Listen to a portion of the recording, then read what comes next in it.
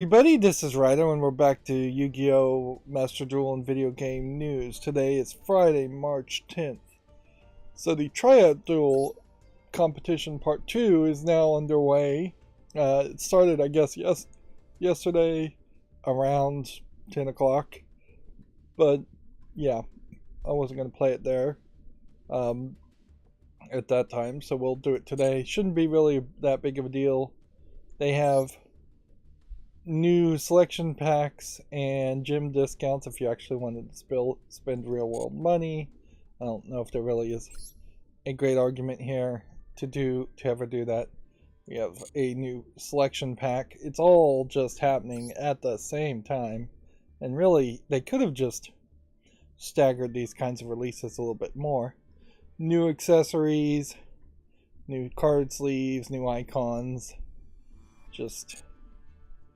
And then the Duelist Cup event will take place on March 14th through March 26th for the first stage, and March 23rd through March 26th for the second stage if you make it to the second stage. So there is going to be two events happening on top of each other. So that is a lot. You know, I did realize that I've been fairly consistent in the past few weeks about when I've been streaming. And maybe that's helped a little bit, but honestly, I don't know if it really helps that much. When you're just talking such low numbers of viewers as a failed small time YouTube content creator like me, like being consistent like that really doesn't, I think, change that much. Maybe if I had hundreds of thousands of people lining up to stream, to watch the stream from the very beginning at the exact same time, then consistency would be a lot more important, almost certainly. But that does bring about a secondary thought I had, which is I really don't like when you get into these live streams and people are just sitting there waiting for a specific time. Because yeah, there was a live stream web seminar that went live yesterday, and the guy's just sitting there for 5 minutes, and he's just like, we're gonna start at exactly 10 in the morning or whenever it was, and he started streaming earlier, and I just don't see a value in that really. But almost certainly that is what a lot of streamers are doing, is that they have specific start times, and thus they are just wasting time until that specific start time happens. And I don't know if there's a great filler way to do that. There's definitely better ways to do it, certainly, in the fact that you could have music playing, or you could have a pre-show type event playing. Certainly I could say, at this point, I could say all the Yu-Gi-Oh! And pre-show content is going to happen until 10 a.m. Central Time, and then that would give me 30 minutes to just warm up, and then I would not start covering the news until exactly 10 and do a new intro potentially there. But yeah, I think that's just a lot of extra work for not much reward. So as far as this anniversary card packs, I don't think you would be pushed to purchase either one of these at this point. I think these cards might be better for meta in particular, and there is a better argument here. But yeah, nothing is going to give us more of these. So we got 3 out of 8, and that was seemingly all you could get. Which in retrospect, probably should have gotten this one at least, and possibly this one, and probably skip this one, and very possibly skip this one. Like, just on my general understanding of what I've seen other people play. I could be totally wrong about that too. Right, so what is new? We have new steps for Duelist, which, let's see how many of these cards we have.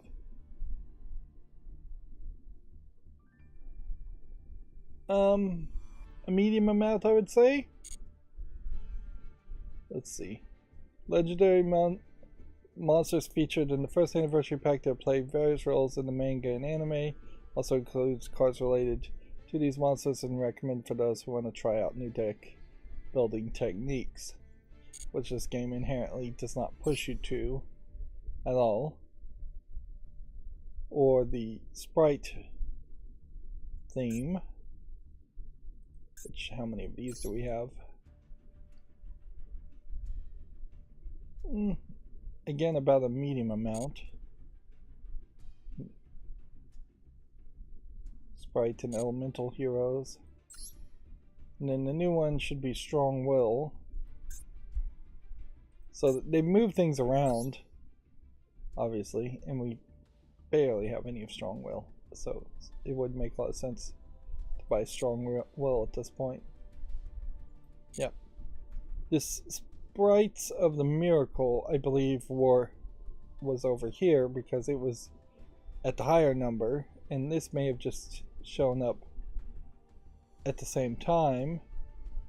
These are selection packs. Selection packs are about the best you can do. Let's open 10 packs here. Inherently, you still run into the problem where, unless you spend a ton of extra time building decks, you're not likely to read all of these cards. So yeah, selection packs are best because you get 8 cards from that specific theme, and you can see in this case I've gotten 6 new cards in the very first pack, whereas the other kinds of packs only give you 4 cards from that theme. And we'll just have to see if we get any keys to open up any secret packs.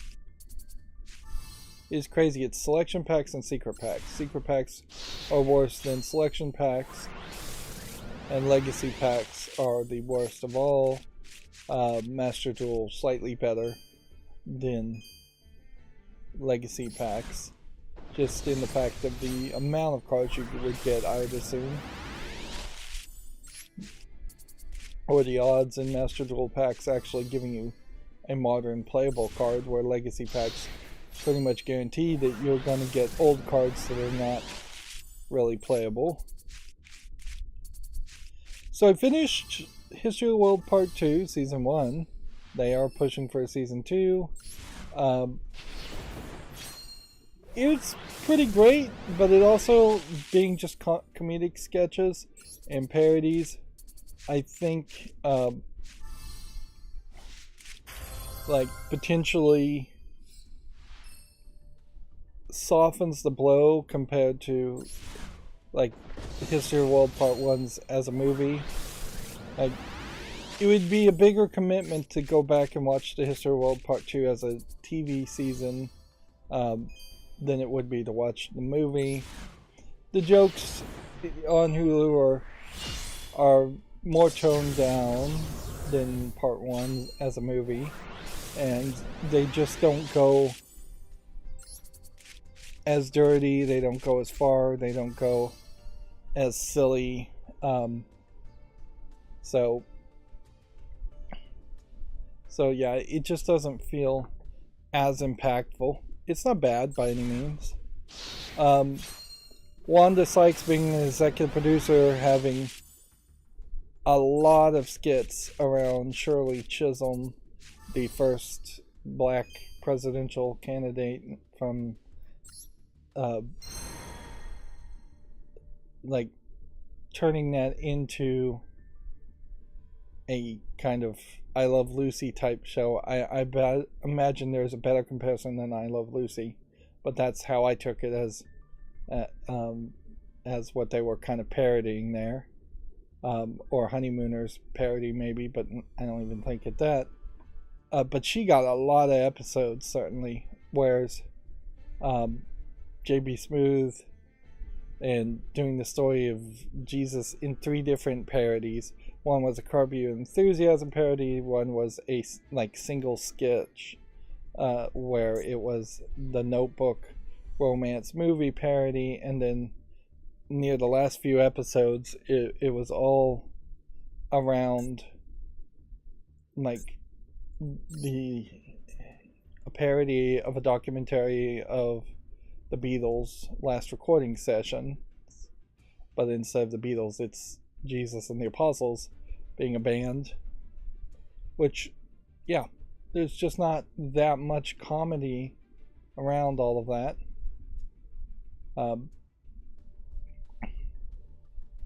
And so, yeah, guess we should open another pack here. There's room for more cards.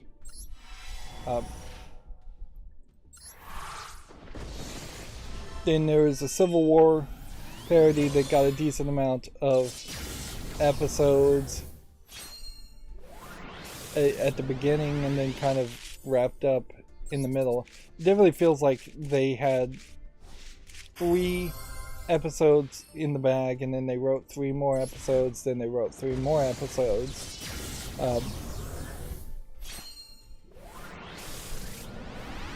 And then like the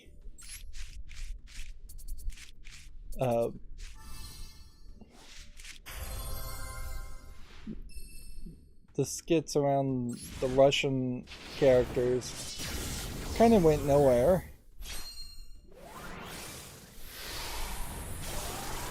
Inherently, I guess that's the problem with any sketch show, is that a sketch really only lasts at best a couple of minutes, and then you need to go to a new sketch, you need to go to another gimmick or joke. Same thing like improv.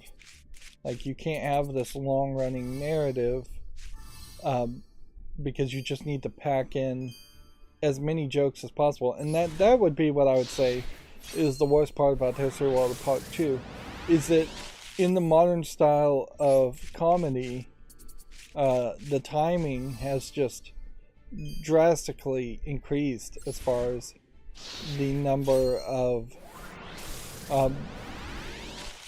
jokes per minute that you really want to have. And there was somebody that basically broke it down, and they had like the exact amount of seconds that you want to have a big laugh and then you want to have some little laughs, but it is very much closer towards a stand-up comedy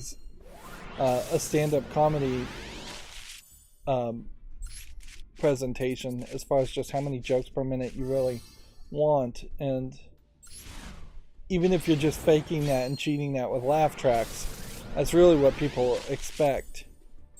And certainly I would think the Mel Brooks style of comedy, even though it often was dirty, it kind of also had this level of naivete to it, or which I don't know if that 100% plays off. It's kind of noticeable that Mel Brooks himself is not even listed as a prominent executive producer of the History of the World Part 2. He's very old, I understand that, but it does create this weird thing where it's fairly obvious that Nick Kroll and Wanda Sykes and one other comedian were the main people greenlighting what was getting made and how it was being presented. There were a decent number of celebrities that would show up for like one skit, but that's pretty much it as far as History World Part 2. That being said, I'm still very satisfied with History World Part 2. I am incredibly dissatisfied with Naruto. I finished all 9 seasons on Netflix. I don't think it makes sense to buy any more packs at this point. And honestly, this is probably something everybody who grew up and actually watched Naruto bits and pieces knew, but it is almost 100% filler. No, it pretty much is 100% filler after maybe the second or third season. The shift in focus away from them training and becoming Jonin, which they never actually do become Jonin level ninjas, and yet they're given missions nonetheless. The characters never really grow up, and like the very last episode has Sakura and Ino, like the two female characters that they mostly ignore throughout, two of many female characters they mostly ignore throughout Naruto. Like they have them arguing and acting exactly like they did in like the second season, and they hadn't done that even in the filler episodes for a very long time. So particularly at the end of the last episode of season 9, it is basically telling you to forget everything you've been watching up until that point and just reset to the Orochimaru and Sasuke stuff that happened in season 4, and that was pretty much it. Like,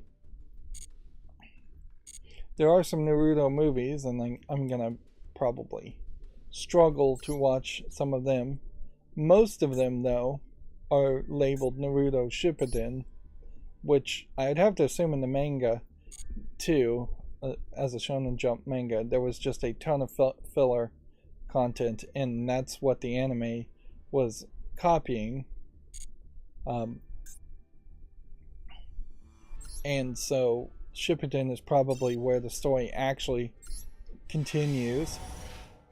We have Theseus Iliads on the chat saying hi.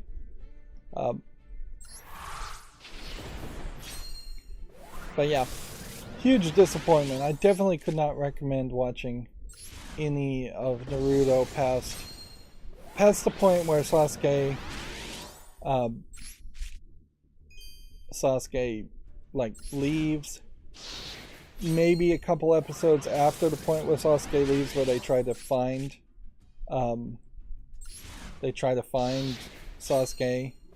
There are a couple of stories where you see Orochimaru's like legacy of doing experiments when he was younger, and his cronies from the past showing up trying to tie it back into Orochimaru, but very quickly they kind of forget about that.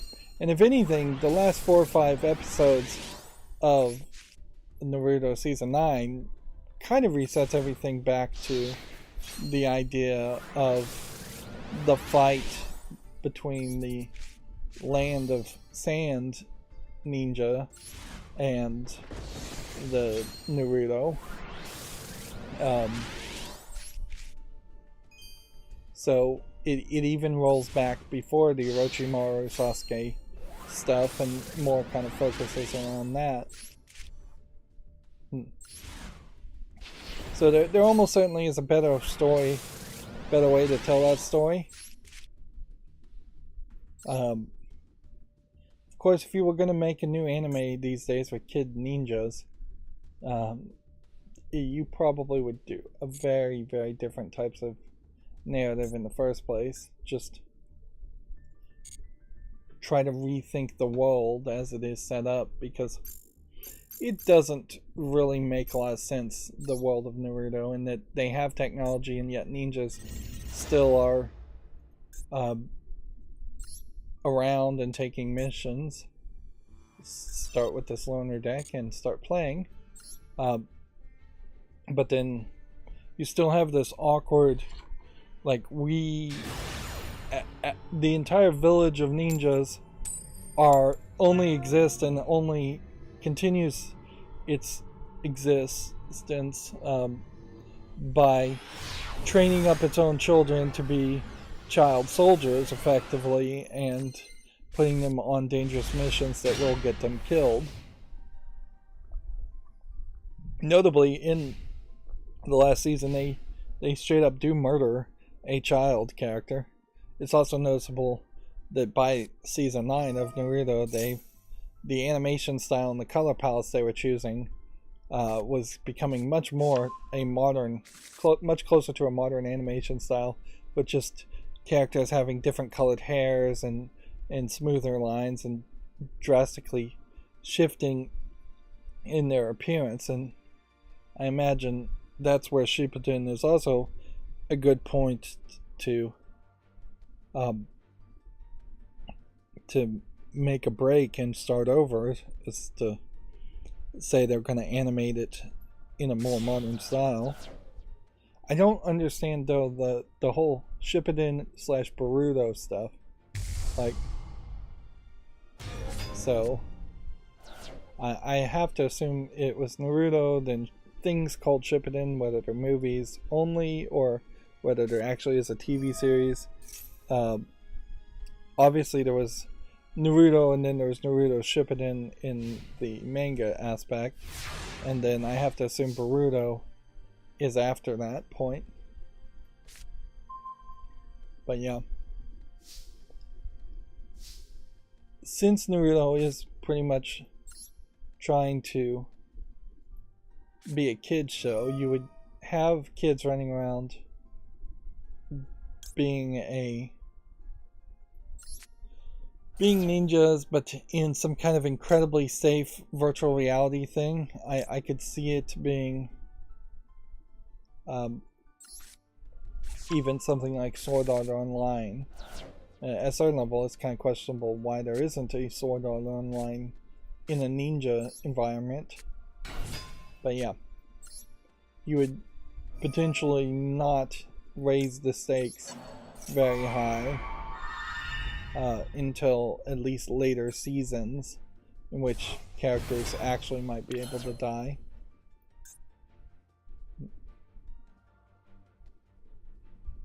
Alright, let's go ahead and do this.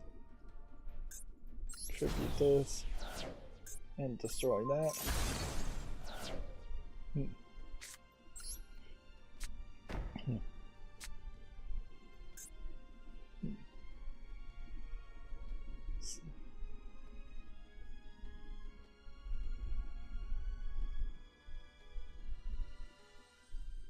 Okay, let's try this.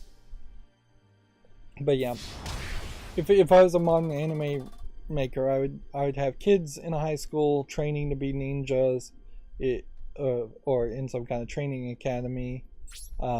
They would not really be in any major danger. I would definitely focus more on relationships and friendships, which is what they tried to push in the later episodes, but they didn't, I think, do a great job there. And the over focus of calling it Naruto instead of having the series just be called Ninja Kids or something like that. Just a cyberspace cyberse card.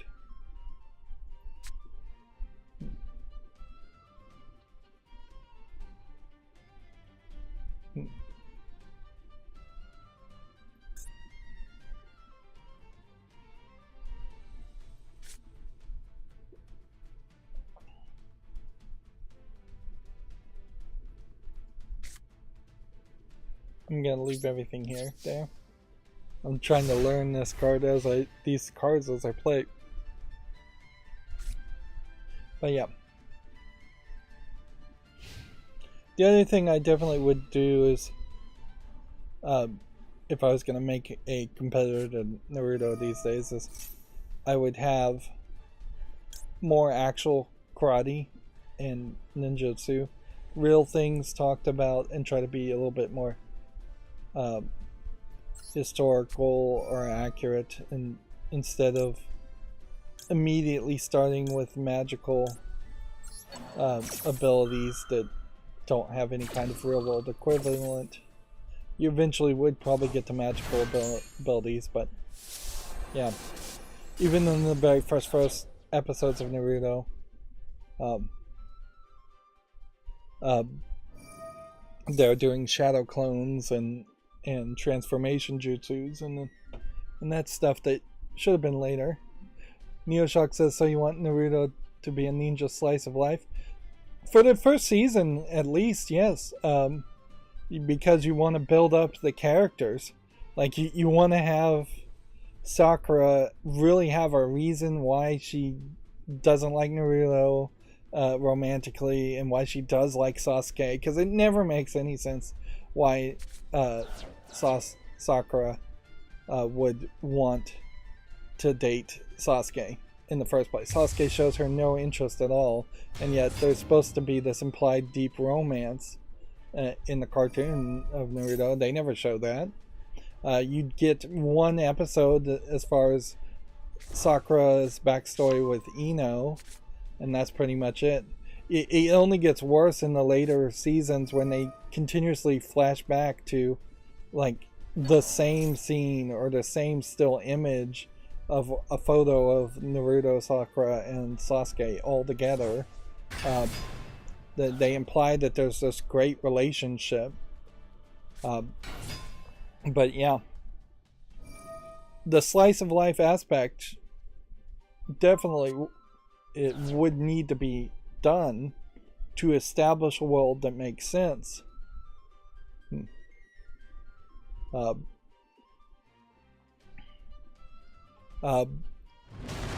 So that, because that's like the Hidden Leaf Village as a village does not make sense. I don't know what the vast majority of the adults the vast majority of adults in the Leaf Village actually do. They seem to maybe be retired ninja, but then they never cover that, or there's just a lot of second-class citizens in the Leaf Village that don't do much of anything other than maybe repair broken roofs that are constantly getting demolished from the invasions and wars. Neoshock says, do you need a reason why you don't like someone? Not everyone likes someone for non-superficial reasons. No, you don't need that in particularly, but in a story it's a lot better if you do have that. Sasuke in particular has only his one backstory element that they cover in a couple episodes as to why he hates his older brother who slaughtered his clan, but the reason why he hates Naruto is basically because Naruto is just not as dour and depressive as Sasuke is. That's pretty much what I got from it. But yeah, it definitely is better story if at some point Naruto easily took the first position in some kind of ranking amongst the ninja away from Sasuke, and Sasuke saw that as a thing that hurt him and slowed down his chances of becoming strong enough to defeat his brother. Or better yet, you would have Sasuke who hates his brother, and then you would give Naruto a characteristics where he loves his brother. Naruto doesn't have a brother, but if he did, that would be a prime contrast reason to do that. Or you could have Naruto even calling Sasuke Big Brother, which would, I'm sure, drive him crazy. Yeah. Everybody hating Naruto at the beginning of the series, Neoshock mentions, is just another problem because it's too on the nose, and it creates this weird situation in which everybody kind of likes him at the end of the series just because of his upbeat attitude, and Naruto doesn't have enough personality. And certainly I will say, as I'm going to try and pivot away from talking about Naruto, since this is a video game news thing, it is just me as a video game critic, as a critic in general, wanting to see a much more mature story in what was a kid's show. If I was to try to be a critic, for instance, at some of the shallowness of the Transformers cartoons or Teenage Mutant Ninja Turtle cartoons, things like that, it would be the same level of complaints, where there's just not as much motivation, not as much writing. Basically, Neoshock is really highlighting that when they were writing cartoons for kids, they are responding. They were writing the characters that had single, simplistic one sentence descriptions of characters and explanations of events, and that is writing to the simplistic minds of kids, or the assumed simplistic minds. But yeah, I definitely would want a more complicated story. And almost certainly, if I was going to make a Naruto comparison, I would age it up by far. It would be a late teenager story, much more than it would be little kids running around. Like, just the fact that they're so young is a big stumbling block for me in Naruto, because the entire series really does just come off like the Leaf Village is just abusing its kids, and the entire world of Naruto is abusing its ninja kids. And even they had to kind of admit that, because they dropped the little kids that were the grandson of the third Hokage. He didn't show up in any of the last 3 or 4 seasons at all as a character. But yeah, that's pretty much all I want to say about Naruto. I'll struggle through the movies and see what Shippuden does to potentially improve it, and I wouldn't be surprised if I actually did find Shippuden and Boruto to be more in line with what I would want to see as they evolved up.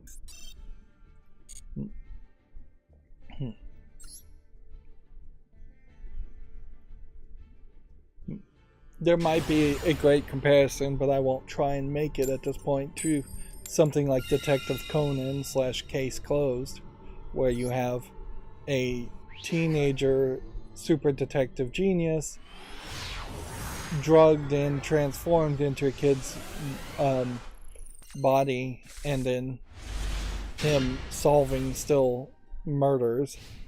The way that twist the narrative is a little bit different, and I think works a little bit better, even though it is kind of a ridiculous premise. Anyways, video game news. Let's move on. Let's see. Ran my macro a little bit. Oh, I didn't fix that, did I? Alright, let me quickly fix that then. Let's see.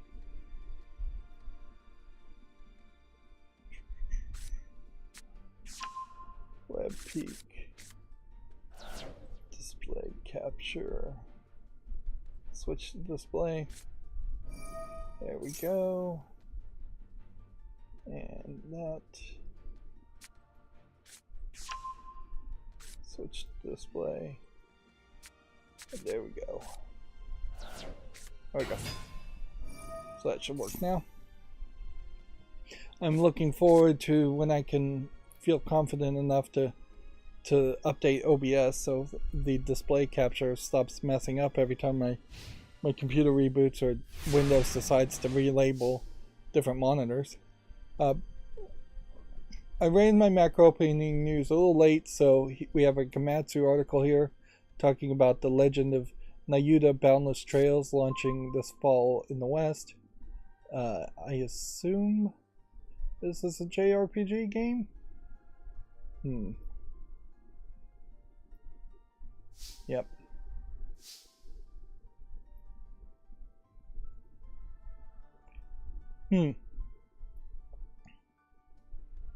It might be an interesting comparison to play, since I did watch all Naruto. It might be an interesting comparison to play the, what is it? I want to say Shinobi Strike, but that's not the name of the series I'm thinking of. I think that's a subtitle for one of the games.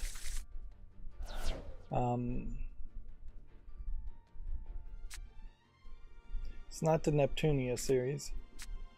Senran Kagura. Yes. Senran Kagura, a mature JRPG game with anime girls as ninja who take on battle damage.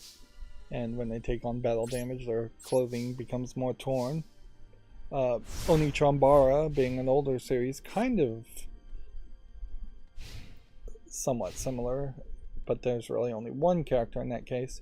And then there was a anime series, kind of a long-running, multiple iteration anime series of ninja anime girls fighting that's way more mature.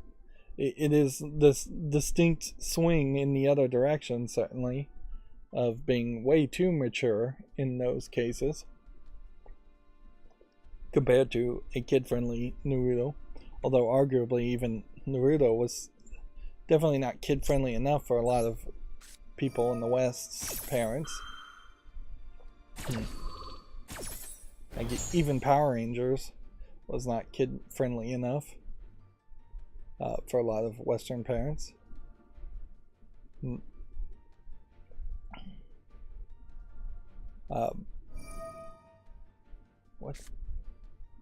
What was the name of that series, though? I'm trying to think.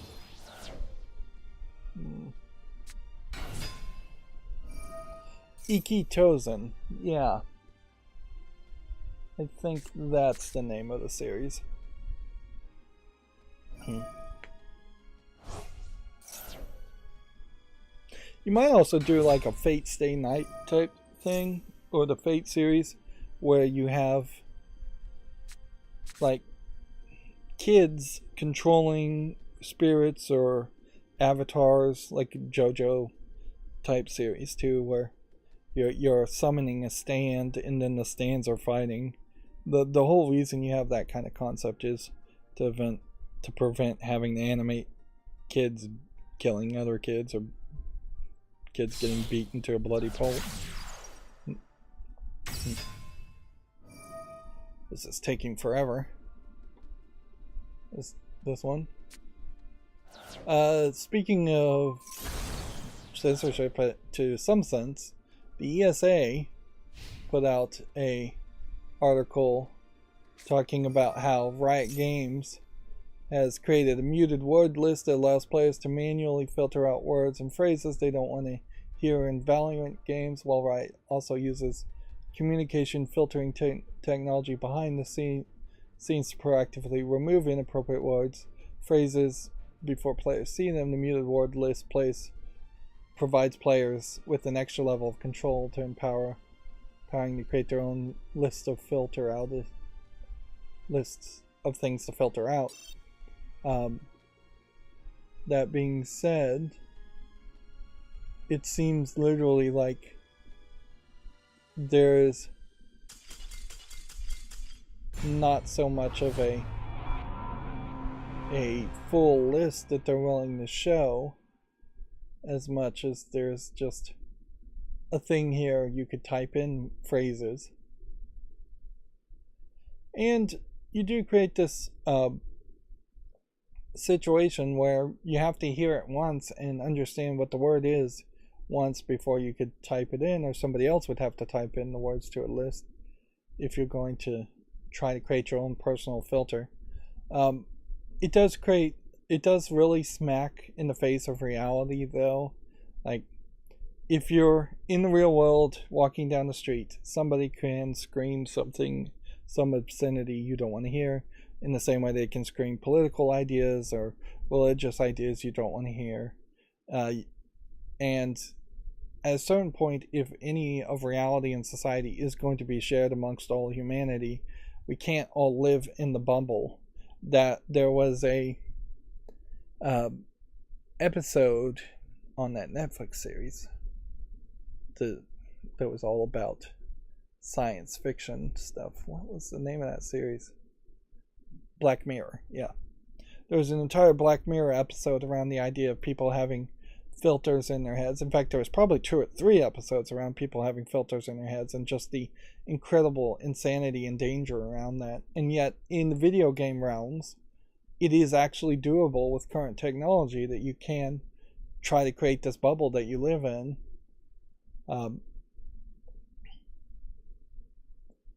And create a bubble on top of living within a bubble of having explicit language filtered. And this is something the ESA is promoting for Riot Games because, yeah, it gets them good press in the minds of 70-year-old on average politicians.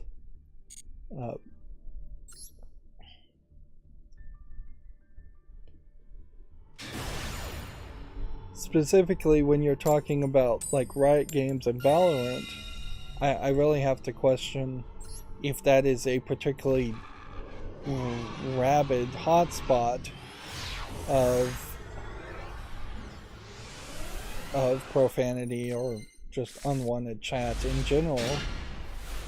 Like, I imagine there's an average amount there, but I wouldn't expect it to be particularly anywhere as bad as, say, Call of Duty or Halo, which is where I would imagine Call of Duty in particular has definitely sold itself as being the multiplayer game in which you are most likely to hear negativity, for as much as they've pushed back against that and tried to stop the negativity. And honestly, I am not even a foot deep into that well, because I just don't play any multiplayer games at all, and so I assume you're going to have a fairly rough time if your Christian virgin ears can't hear a few curse words here and there when online.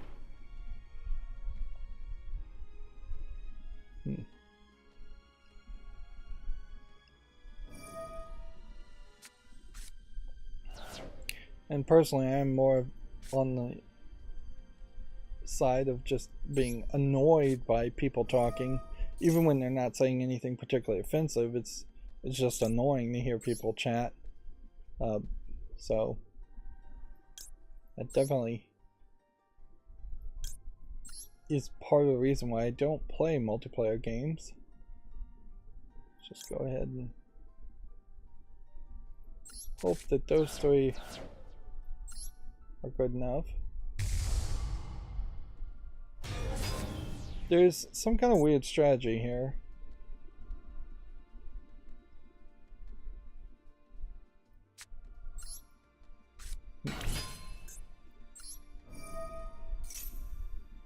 Send this to the graveyard. Summon this, I guess.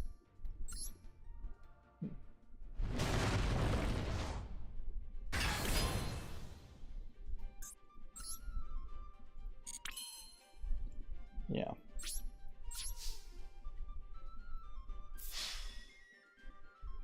It's a good thing you only need 3 wins for this tournament event, because using these random cards and just not knowing what they're supposed to do would drive me crazy. Other news that came out fairly early from today. The quintessential quintuplets Gotopazu story has a debut trailer.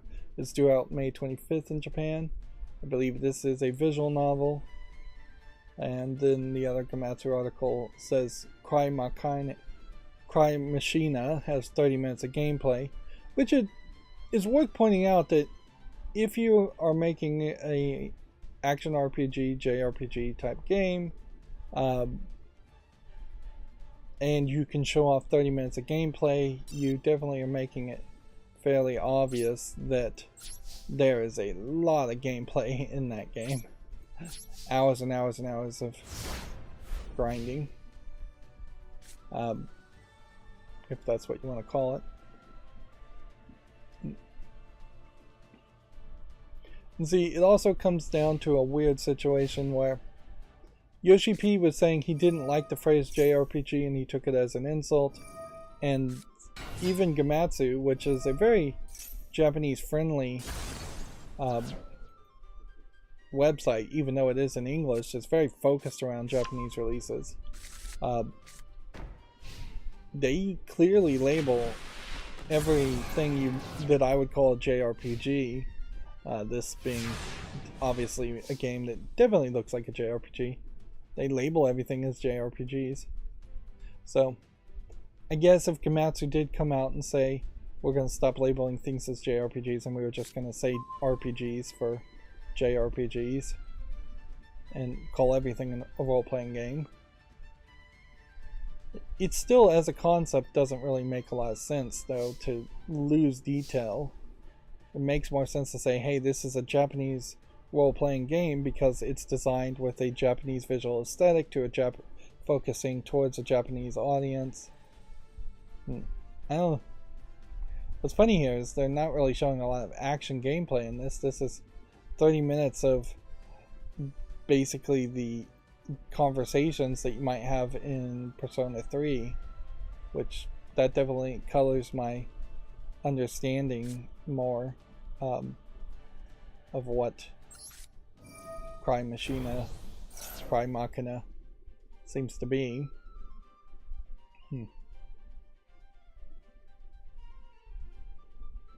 You know, I guess Senran Kagura probably isn't the right comparison to use, as much as if I was going to play a video game because I was watching Naruto, I should play Dragon Ball Fighter Z and the Dragon Ball series. Yeah. And I think, yeah, when you look at the Dragon Ball series too, the original Dragon Ball series is very much a kid-friendly series at the beginning and much more cartoony and silly, and eventually once you get to the Dragon Ball Z series, that's when it tries to be more of a teenage fighting game, fighting arcs type show. And that would be the more relevant comparison. Let's see if this works.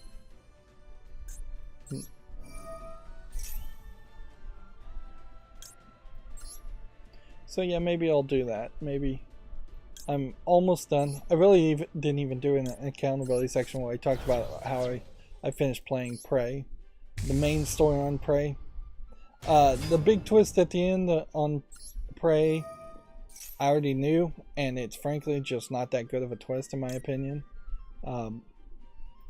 I don't know why so many people praised it, or why so many mainstream video game journalists praised it, because they foreshadowed the big twist very early in the game, and they didn't really do anything with it. There's several different endings, potentially as many as 6 different endings to the game, and none of them really have much of an impact or judgment on you, whereas they feel like they are big moral decisions. The game just doesn't really care or punish or reward for making good or bad moral decisions.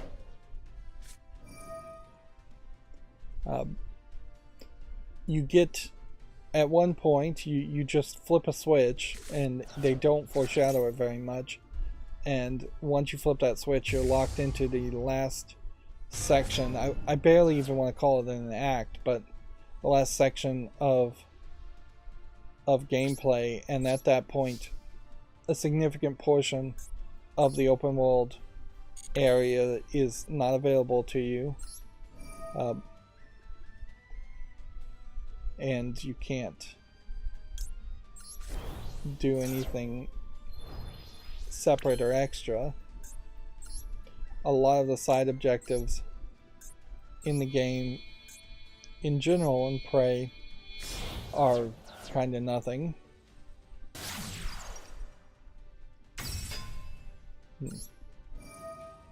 Like, there are things you can do, but things you definitely probably should just skip on the first playthrough. What really sucks about Prey's main story, and I still have to play the Mooncrash stuff. Let's do this.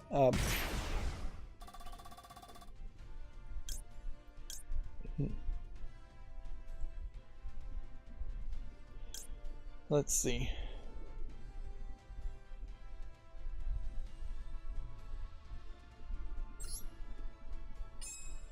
Let's go ahead and try this.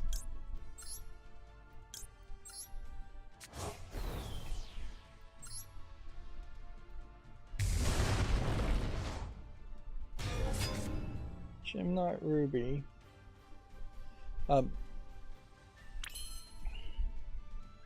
What's really frustrating about Prey is that there's an achievement for playing the whole game with only human mods. Then there's an achievement for only playing the game with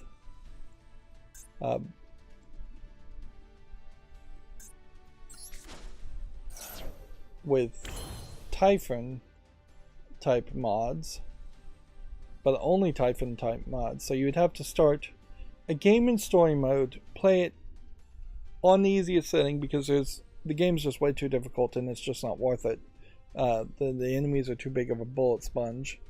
So play it in story mode, only do human mods, which is not super hard to do, and then start a new game and play it in story mode and only do Typhon mods, which is a lot harder to do. And then at some point you could do a new game plus on one of those two setups to try and get all the mods if you wanted to. And at that point, that's really where I would say you should do the side objectives too. So the game wants you to really run through it, which is crazy because it does not really encourage you to run through it at all. I feel like I wasted at least a good extra 20 hours playing Prey, more than what they really wanted me to play. But yeah, they want you to do a bad gameplay the first time, and then they want you to do a bad gameplay the second time, and then they want you to play it a third time to potentially do everything. And it's just not really likely you would do that. I would really struggle to even play something like BioShock 3 times in a row, and that's the game I was comparing Prey to for the more than anything. I have no idea how he did that, but I do have to applaud managing to do a massive amount of damage.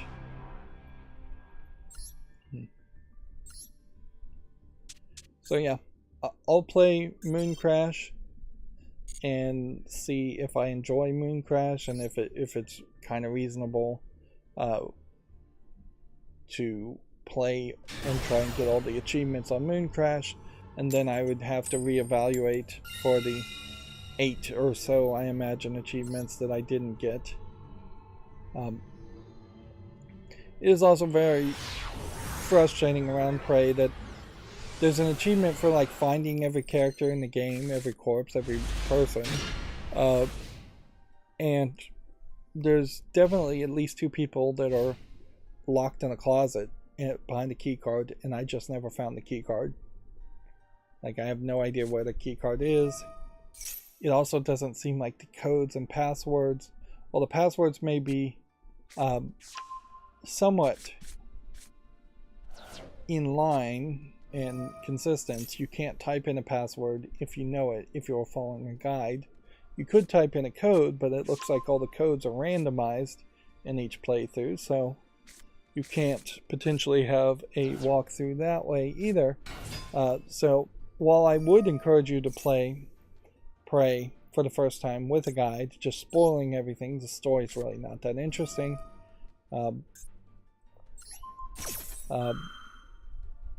I imagine using a playthrough guide, a walkthrough guide, still wouldn't really help you that much. But yeah, I hadn't put a lot of thought into what I would play after Prey, but you know, Dragon Ball FighterZ might be a good argument.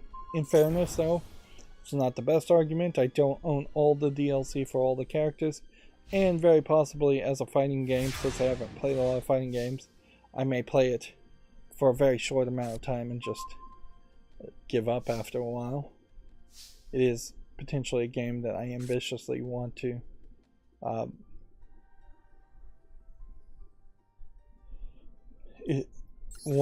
own, but actually wouldn't bother to play. Alright. We can summon that now.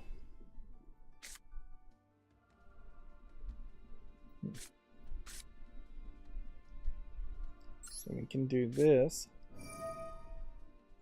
and send that to, I guess, add this, and then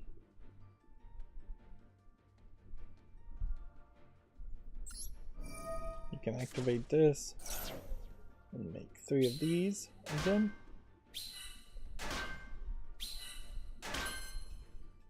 Yeah.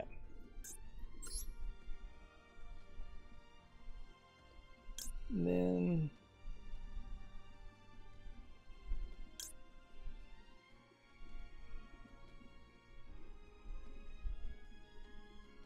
I think your best bet is probably still to summon this.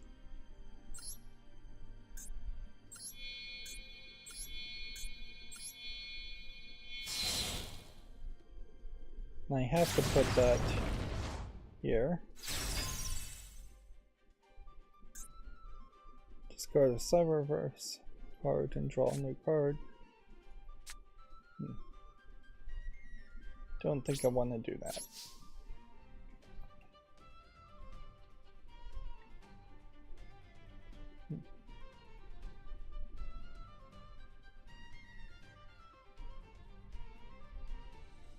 I don't know why I would turn the attack of a monster to 3000.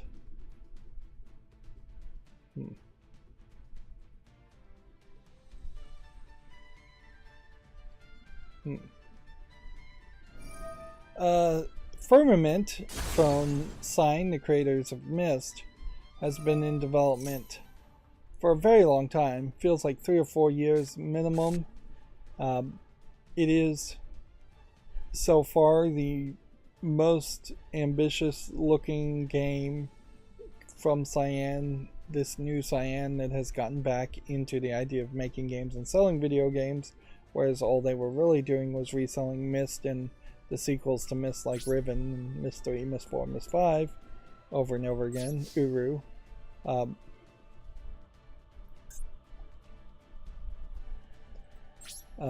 But yeah, they at some point decided to make new games or ran out of money and had to make new games, and they announced Firmament and the teasers of Firmament, although this picture is not doing the best job, really did make it seem like it is a game that's going to be like Myst, set outside the Myst universe. Hopefully they're not trying to just continue the Myst universe, and it's going to be big and ambitious, unlike their other game, which they have managed to release in that meantime of several years ago when they first announced Firmament, Abduction, where Abduction is a small game probably the result of them teaching themselves how to program in a modern engine like the Unreal Engine. I think that's what they're using.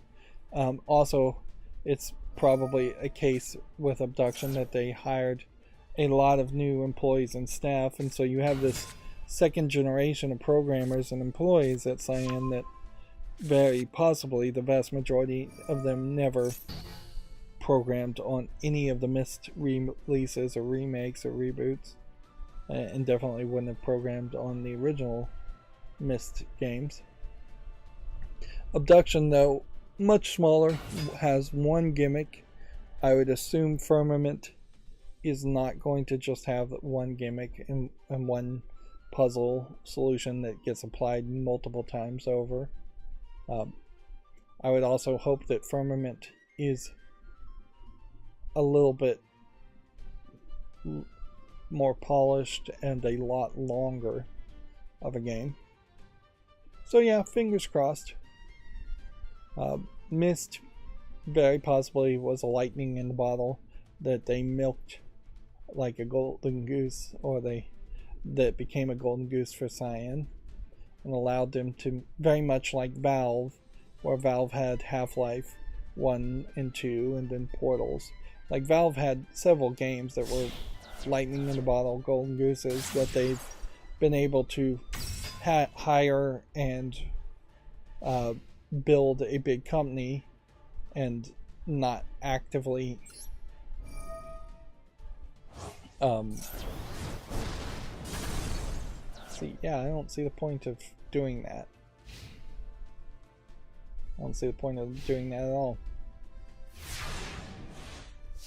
Yeah, Valve, with its Golden Goose, was able to create Steam, which gave it more money than it ever could possibly need, which has allowed them to hire more employees and maintain a business for way longer, considering how little they've actually produced and released.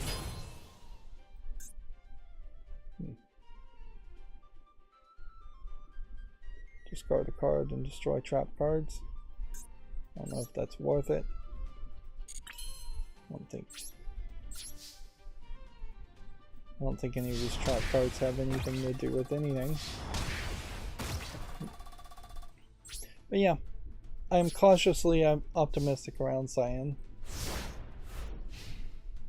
and hoping that that turns out to be something worth mentioning. I guess I'm not going to be talking about the Video Games Chronicle podcast and promoting another podcast. They're putting their podcast on Spotify. YouTube now basically forcing me to change a playlist into a podcast, and podcast obviously being on the mind of the new person in charge of YouTube makes me assume that there is going to be a lot more focus put there, to the point where I wouldn't be surprised if the YouTube app has a whole different feel and interaction with podcasts, and that there is the equivalent of a Spotify experience, Spotify app.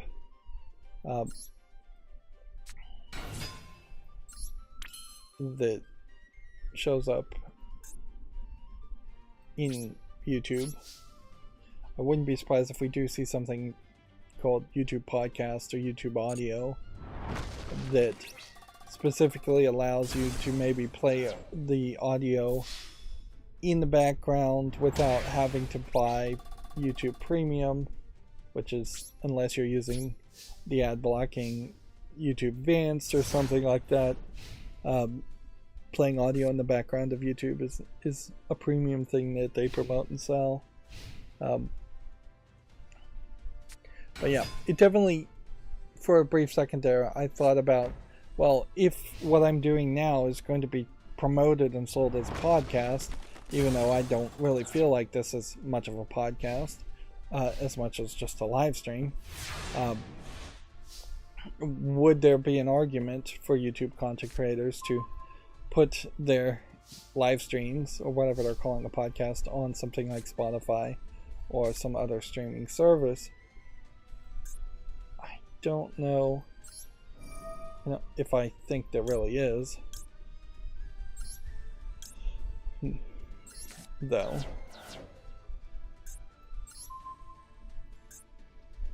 Let's destroy 2 cards there. Yeah, I imagine podcasts on any streaming service outside of YouTube are paid just as little as podcasts on YouTube will be paid. And just having to deal with yet another website and another interface probably isn't worth the effort at this point. At some point, maybe it would be.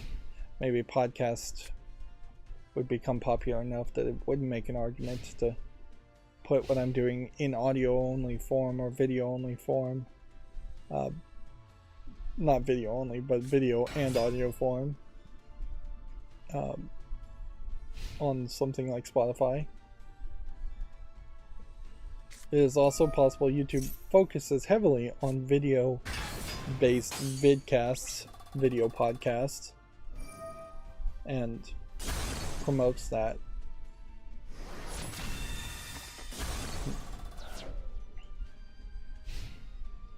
Okay, I can win here if I can do 100 damage. The question is, how do you do 100 damage? This is going to be one of those great examples where traps and defense position characters would be the only thing that would save the day. Alright, going through the main news. Video Games Chronicle says the next free Epic Games Store title has been revealed. Warhammer 40k Gladius Replicas of War will replace Call of the Sea, which is free at the moment. It's kind of interesting to get a Warhammer game for free.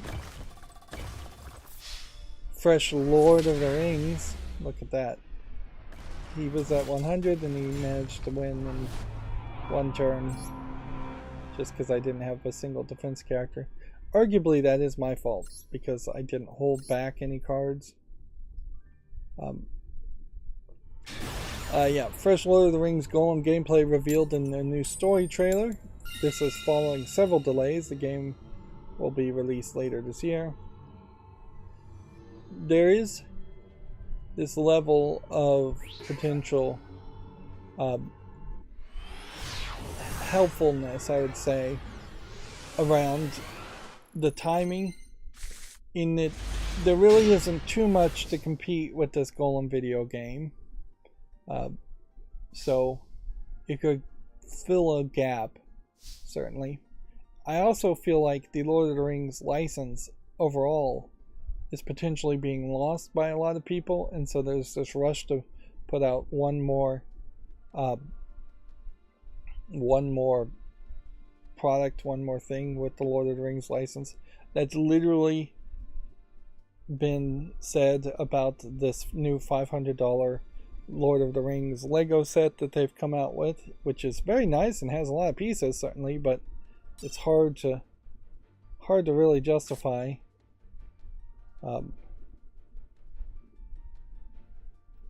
Yeah, really hard to justify paying $500 for a Lego set of any size. The visuals here on this Golem game look a lot better than they have in the past, and I think that's definitely thanks 100% to the delay of what's been happening. But I don't know if what we're seeing here isn't mostly just like cutscenes. You're also just playing as a weird character. You kind of have to recognize that too. And so the actual gameplay here is at the end. You can see he's climbing, running, and platforming, and that's going to be the majority of what he's doing.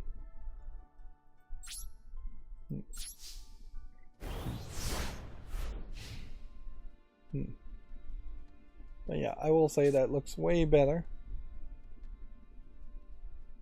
Yeah, with the acquisition of Warner Brothers, I wouldn't be surprised if there is also something that changed hands as far as the Lord of the Rings licenses and the Tolkien estate.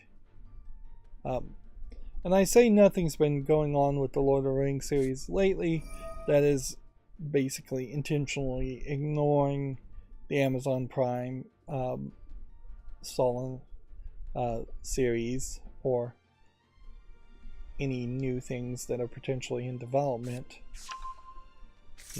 The Amazon Prime prequel series based on the Solonarium, I believe is what it's called. Moving on, Video Games Chronicles says RoboCop Rogue City gets a new gameplay trailer and delay release window. Yeah. It definitely seems like it's becoming more and more of a case where the Western publishers of games are taking the Japanese style of announcing a game and then immediately delaying a game. They are becoming more and more willing to do those kinds of things.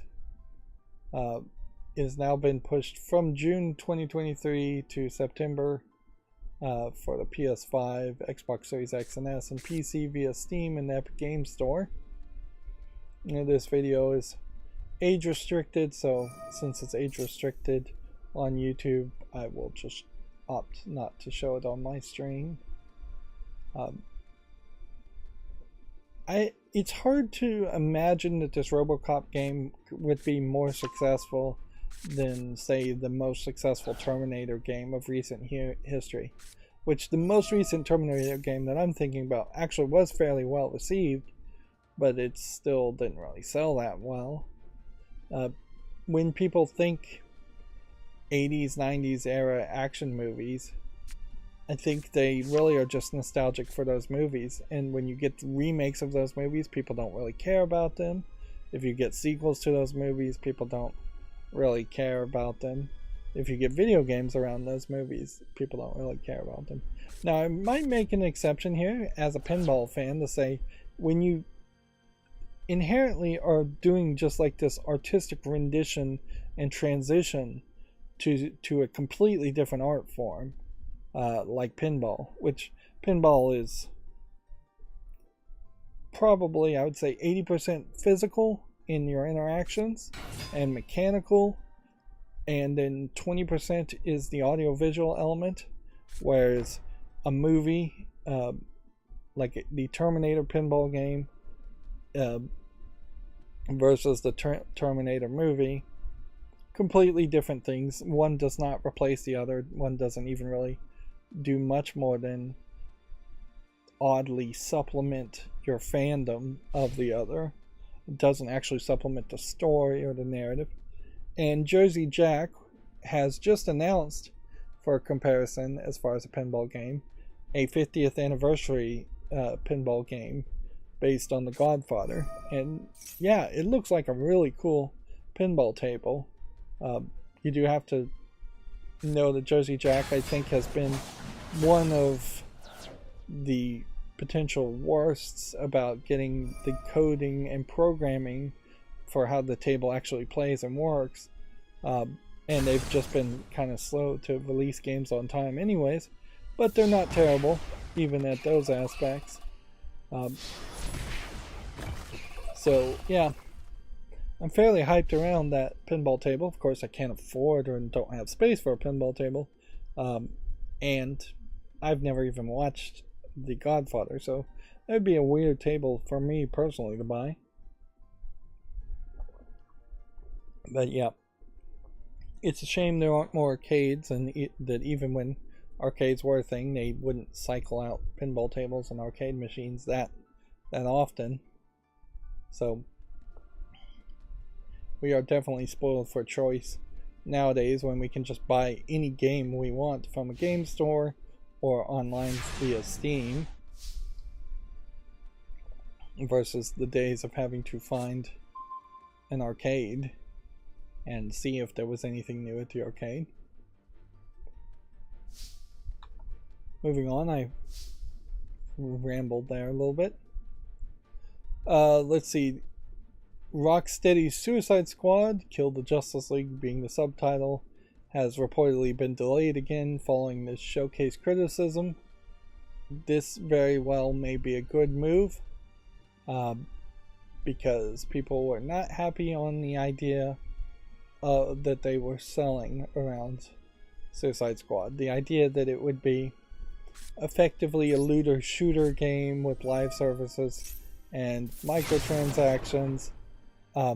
Even if you got rid of the live services and microtransaction stuff, there's just, I don't think, a great amount of desire that you would want to play as the Suicide Squad, going through randomly generated missions over and over again, or doing something similar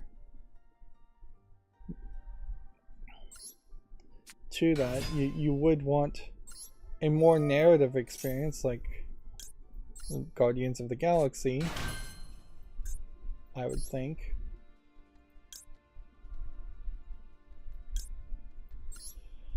Let's do this and do this.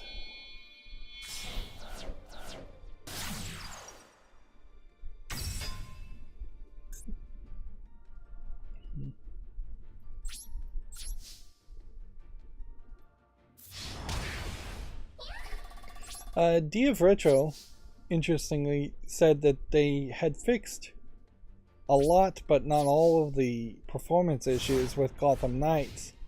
But they definitely still didn't recommend it. In a similar vein, you have 4 characters like in Gotham Knights, and personally, I couldn't imagine myself ever wanting to play as any of these characters. Even before you got into the looter shooter element, I can't imagine I'd ever want to play as anybody other than Harley Quinn, just because she would be visually and probably just dialogue-wise more interesting to play as. I could see if you were really in the guns, maybe going with Deadshot, but a more technical hero class on Captain Boomerang or Killer Shark here as more of a brute class. Like, you really would have to be more of a fan of those classes to potentially pick those characters. And so Suicide Squad is supposed to be 4 people playing together. I feel like somebody amongst this group of people is not going to be happy with who they're playing as. If they were going to go that way and make it a looter shooter, kind of like Borderlands, I think the idea would be to promise more characters even on day one, or have more characters on day one in general. Move it up to 6 so there's at least 2 character classes that don't have to be selected. And yeah, it would be very weird if you had like 4 Deadshots on a team running around playing, or 4 Harley Quinns. I don't know how you really fix a game like this though. It's like the publisher knows what they want and they've already committed to what they want. So you really can't change it drastically. You can't strip out all the narrative stuff and turn it into a single player type game. You can try and tone down the online looter shooter aspects and live service aspects and microtransaction aspects, but you can't 100% rewrite the whole game to not have that. Usually that, I would assume that's the case. So for me personally, it definitely feels like it's a dead in the water game as a concept, just because it had this albatross around its neck of being designed in the way it was designed. Like unless they were going to straight up scrap the whole thing and start over and again. And honestly, I don't know if Suicide Squad really is that popular enough that they could scrap the whole thing and start over again. There's also a ticking timer as far as the new guy in charge of DC, is only going to probably tolerate the licenses and agreements of the old guy, which this game obviously was licensed and agreed upon by the old guy who was in charge of DC for so long. So if this got scrapped and they wanted to start over from scratch, the new guy would probably just say, no, we're going to just cancel our license agreement totally and kill it. Because I bet Suicide Squad does not play a lot of big important roles in the new DC era.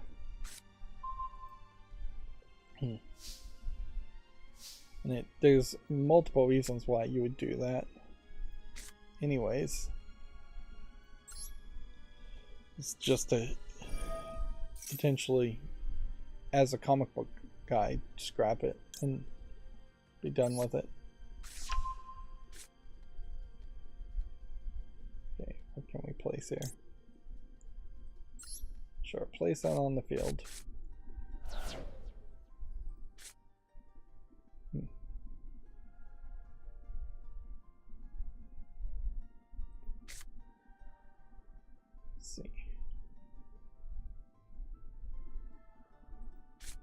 Set this, summon this,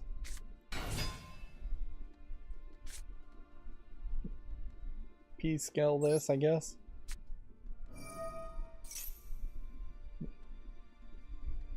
Why is this chaining? I have no idea.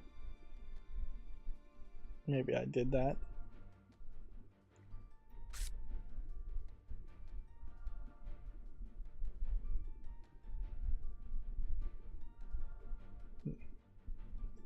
Okay, wait a minute. Let's do this.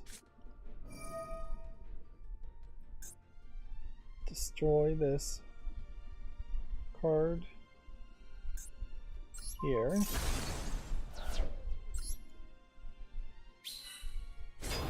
$3,000 to 0.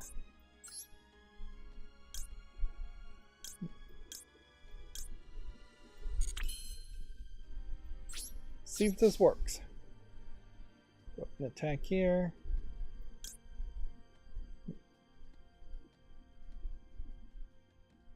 Special summon this from my hand? Sure.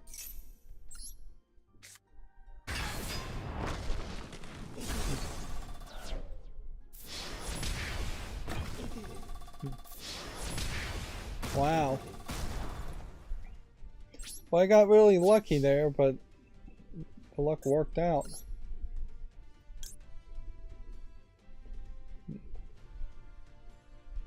I don't think I want to do anything else, so I'll just leave it there.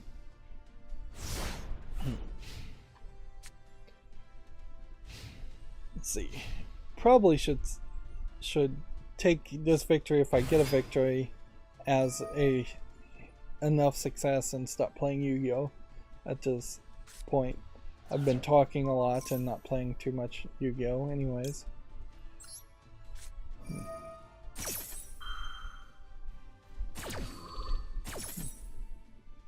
Just go ahead and negate the activation.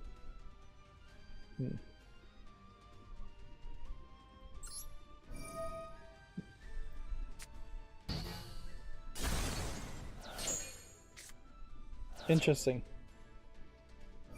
That was an interesting twist.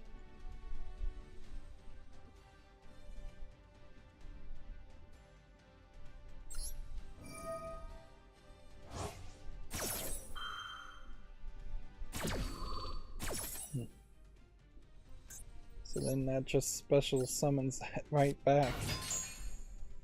Interesting. So the whole idea around these crystal beast things seems to heavily focus around putting them into, I guess it's the idea as a crystal form, as a spell trap card, taking up that, and then having the ability to bring them back and summon them again. Video Games Chronicles says the Super Mario Bros. Movie final trailer is here, so I assume it's yet another trailer. I won't show it, but I'll hit play here and see if there's anything worth mentioning. my stance has been, it's a minute and 32 seconds, that my assumption is the Mario movie is going to be very much targeted towards little kids, and little kids will probably love it, and older fans may find something to love in it or may just hate it. It does definitely feel like there's going to be some weird voice acting in it, and at some point with the idea of just deep fake technology, I wouldn't be surprised if we eventually get a original voice actors cut where somebody uses deep fake technology to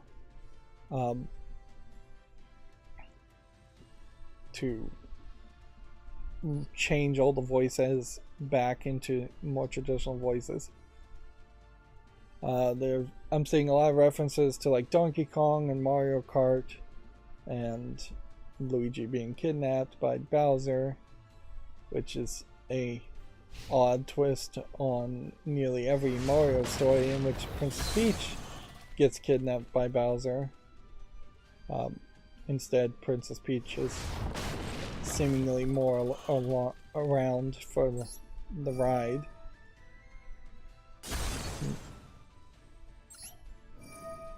But not really seeing anything particularly too special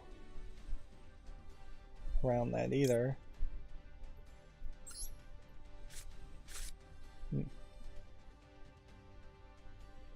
Nothing particularly surprising in that trailer. I definitely don't think there will be anything that surprising around the movie at all.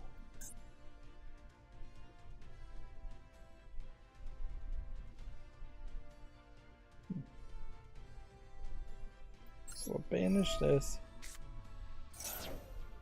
We will summon this. I'm just picking a random card.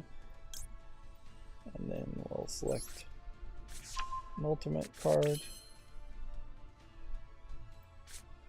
And then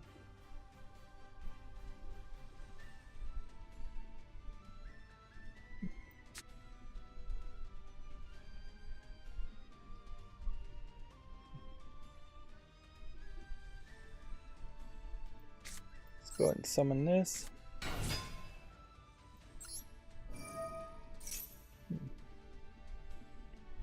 Go ahead and summon this.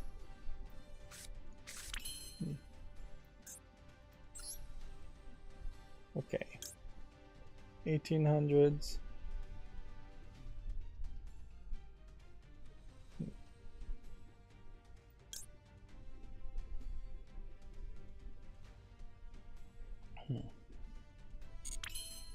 Yeah, it seems like the only thing that would save me here, anything that's going to save me, is to summon this. So let's do this, do this, do this. Put that there.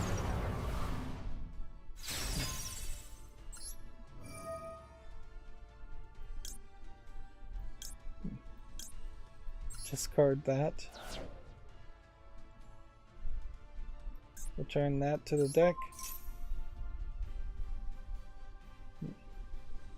Just see what that does. That did nothing. So we have to attack this. We're gonna do something, which that just screwed up. Okay.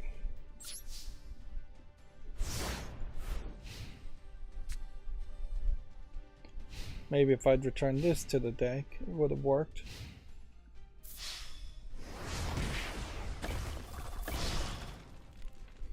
This guy can attack twice.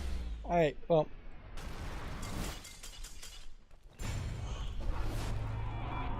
I can't even really complain too much about this event, because this event really does just want you to get 3 wins, but I have been playing for over an hour now and haven't gotten a single win because you have to play with these borrowed decks, which means you have to learn the new card concepts. The game is, for the first time in 15 seasons, actually forcing me to learn something new, and I'm better off learning that something new, even if I'm not particularly enjoying it. But yeah, it still is quite the hassle. There's no getting around that. It's not feeding into the daily quests as nicely as I would like, and it definitely is not helping me get higher in ranked, which, yeah, very questionable whether I can get from gold level 4 up to gold level 1 up to platinum level 5 while also having to do the tryout duel rental competition and the other event that's going to unlock later this month. Alright, let me go ahead and just turn that off. Let's see, I guess that would be that, right? Nope, that didn't work. Must be the other one. I've forgotten what my key shortcuts are. Yeah, there you go. Capcom's dinosaur shooter Exo Primal is launching on Game Pass, plus an open beta test will take place later this month. Do we have a specific day? It's coming out on July 14th. Let's see. And an open beta for PC and consoles March 17th and until March 19th. Exoprimal coming out fairly quickly, to arguably not enough fanfare, but yeah, we'll see. We'll see if people want to play a dinosaur shooter game that is probably going to be somewhat similar to Destiny, if I was to guess. Let's see, Video Games Chronicle says Monster Hunter Rise Sunbreak has been dated for the PlayStation and Xbox. The expansion will make the jump to new platforms in April. April 28th. These expansions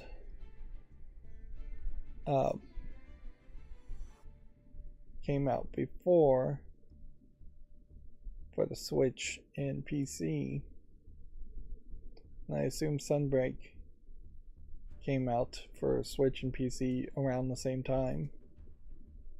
So this is really just for other platformers or platform people. Suicide Squad Kill the Justice League could be delayed to 2024, it's been claimed. Alright, we already basically talked about that from the exact same news source. Yep. There's something to be said about like the face model of Deadshot here. That just seems off. And Captain Boomerang's face is not particularly pretty. And then Harley Quinn's face is covered in makeup and weird intentionally, so yeah. The most realistic face I see amongst these 4 people may be the shark. Let's see. The Last of Us Part 1's PC features and specs have been revealed. Ultra-wide monitor support and other PC features are confirmed. I really probably don't care that much, but let's see if we can get this picture bigger. Did that open that picture? Yeah. So the recommended specs at 60 frames per second 1080p at high presets is a Ryzen 5 3600X or an Intel Core i7 8700, and then a RX 58 XT 8GB or a 66 XT 8GB, NVIDIA GeForce RTX 2070 Super at 8GB or a GeForce RTX 3600 8GB. They are effectively telling you previous generation video cards need to be about 2 series above what the current generation of video cards are. They want you to have 16 gigabytes of RAM and Windows 10 64-bit version, 1909 or newer, and then they want you to have a massive 100 gigabytes SSD, which that is a lot of space, certainly.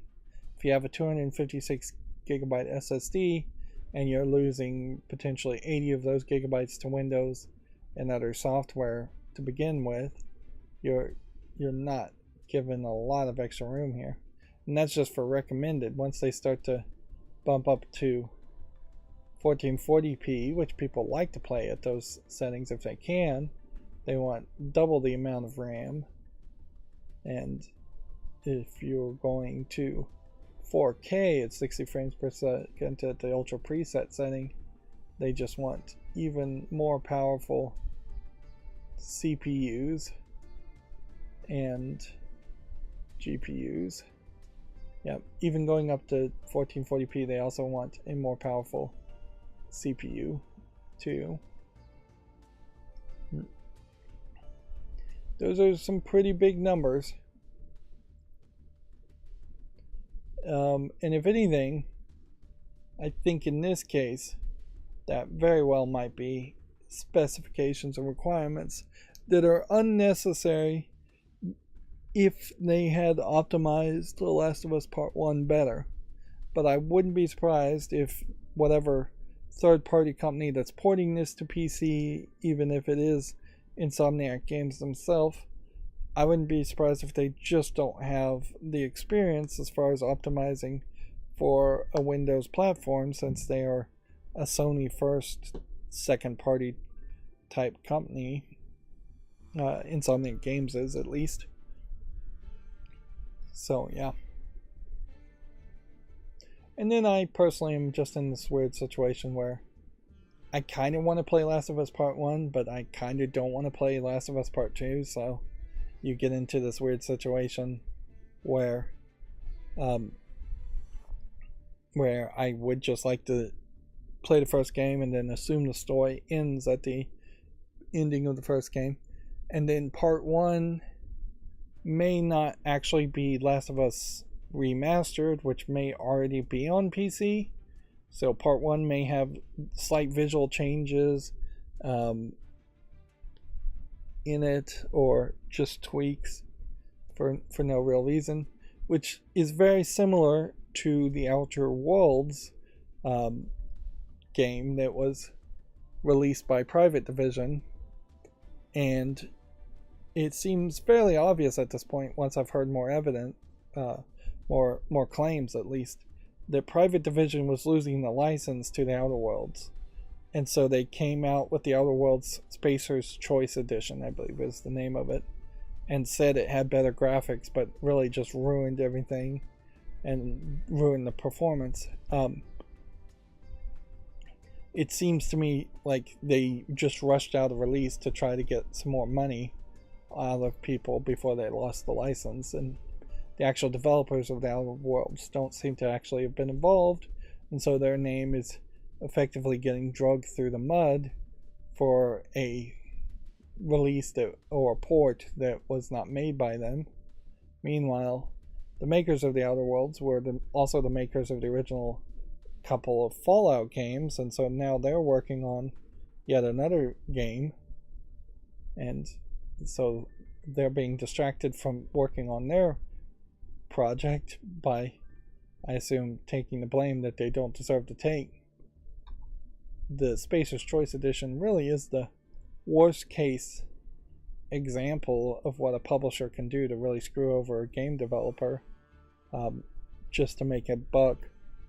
Plus, better graphics mods already existed, and level cap increase mods also existed for the Outer Worlds anyways, so this Spacer's Choice Edition is just adding things you could have modded in anyways. And I don't know if you really even need a level cap increase, because it's not that long of a game. Moving on, Video Games Chronicles says Fortnite Battle Royale Chapter 4 Season 2 Mega is now available. That's a mouthful, certainly. And here we can see an Attack on Titan crossover event, and then I assume the rest of these characters are either original characters or from games I don't recognize. Let's see. Video Games Chronicle says, watch Mario movie cast perform Super Mario Bros. Theme with Miyamoto, which I assume that means they're just going to be vocalizing it. And yeah, if ever you needed an example of celebrity like hires and voice acting roles, you definitely can see that this picture highlights that pretty well. In that if you were going to hire voice actors, you wouldn't have Jack Black playing Bowser. You wouldn't have this guy, I want to say his name is Ryan Seacrest, but that's not it, playing Mario. None of these people are voice actors first. They are face actors, except for Jimmy Kimmel, who I don't even know who he plays, but he definitely probably shouldn't be in there. This might be Seth Rogen. And then you have Miyamoto down here, which he may do a voice too. I'm not sure who Fred Armisen is playing either. Let's see. Jimmy Fallon, The Roots, and Super Mario Brothers movie cast sing the Super Mario Brothers theme song. This also is I imagine, great example of the Jimmy Fallon being used as a promoter of video games, which they were trying to do the similar thing as far as like Conan O'Brien too, where Conan O'Brien, who literally had no interest in video games and couldn't play video games, was somehow promoting video games and doing whole skits around how funny it was that he this is straight up a clip from Jimmy Fallon. That's why I have it blurred. I don't want to get content ID claimed from him. But yeah, it smacks of, frankly, advertising agencies not knowing the target audience, particularly in this case. I seriously doubt the 8 to 14-year-olds who are going to go and watch Super Mario Brothers movies watch Jimmy Fallon or get any kind of idea from Jimmy Fallon as far as what movies they want to go watch. And I seriously doubt any parents are watching Jimmy Fallon. Parents of young kids are watching Jimmy Fallon and making their decisions on purchasing video games or going to watch video game movies based on Jimmy Fallon either. I doubt parents of young kids are really watching Jimmy Fallon at all. And yeah, the whole thing just falls apart as being ridiculous. If anything, it starts to smack of Jimmy Fallon trying to stay relevant and feel young. Moving on, we have a couple more Video Games Chronicle articles. Square Enix says Forspoken's launch sales were, quote, lackluster. No surprising. This is standard operating procedure with Square Enix, and we would have thought that the approval of the new president, which hasn't happened yet, but the announcement or the attempt to replace the president would have potentially put a gag order around them coming out and just saying what obviously was true, but saying it out loud. It's still somewhat offensive. They also are trying to blame reviews, saying, quote, challenging reviews contributed to the underwhelming commercial debut. Which I hate to potentially be a defender of mainstream video game journalism, because they certainly deserve a lot of the criticism they get. But I think in this case, the reviews were fairly accurate from what I'm getting as far as Forspoken, in that the story was just not good and the gameplay wasn't that good. They never really sold me as just a standard gamer on the idea that I really would want to play Forspoken in the first place, or even really explain to me what Forspoken was going to be or what was going to make it special. Like, I still don't have really a clue as to what its actual story is, other than it is this, I think, a thief, like, young adult woman who gets sent to another world and gets magical powers. That's the entirety of my understanding of Forspoken. I don't even know why it's called Forspoken as a game. But yeah, Square Enix failed to support the game in its development, which is very standard Square Enix, and then they failed to promote the game properly during its promotion period and such. So yeah, I had hoped that Square Enix would do this, but all signs, as far as previous behavior, as far as Square Enix was pushing to them, coming out and just saying they throwing people under the bus. I saw a YouTube video around someone who was talking about how they promote, or how they understand the self-publishing on Steam. And one of the things they mentioned is that it seems like if you self-publish, your game has to be coming soon or labeled for at least 2 weeks. So you can't just put a game on the storefront and then publish it to come out that same day. I'm not sure if that's the same for everybody, or if that's just for newest of the new people doing Steam Direct.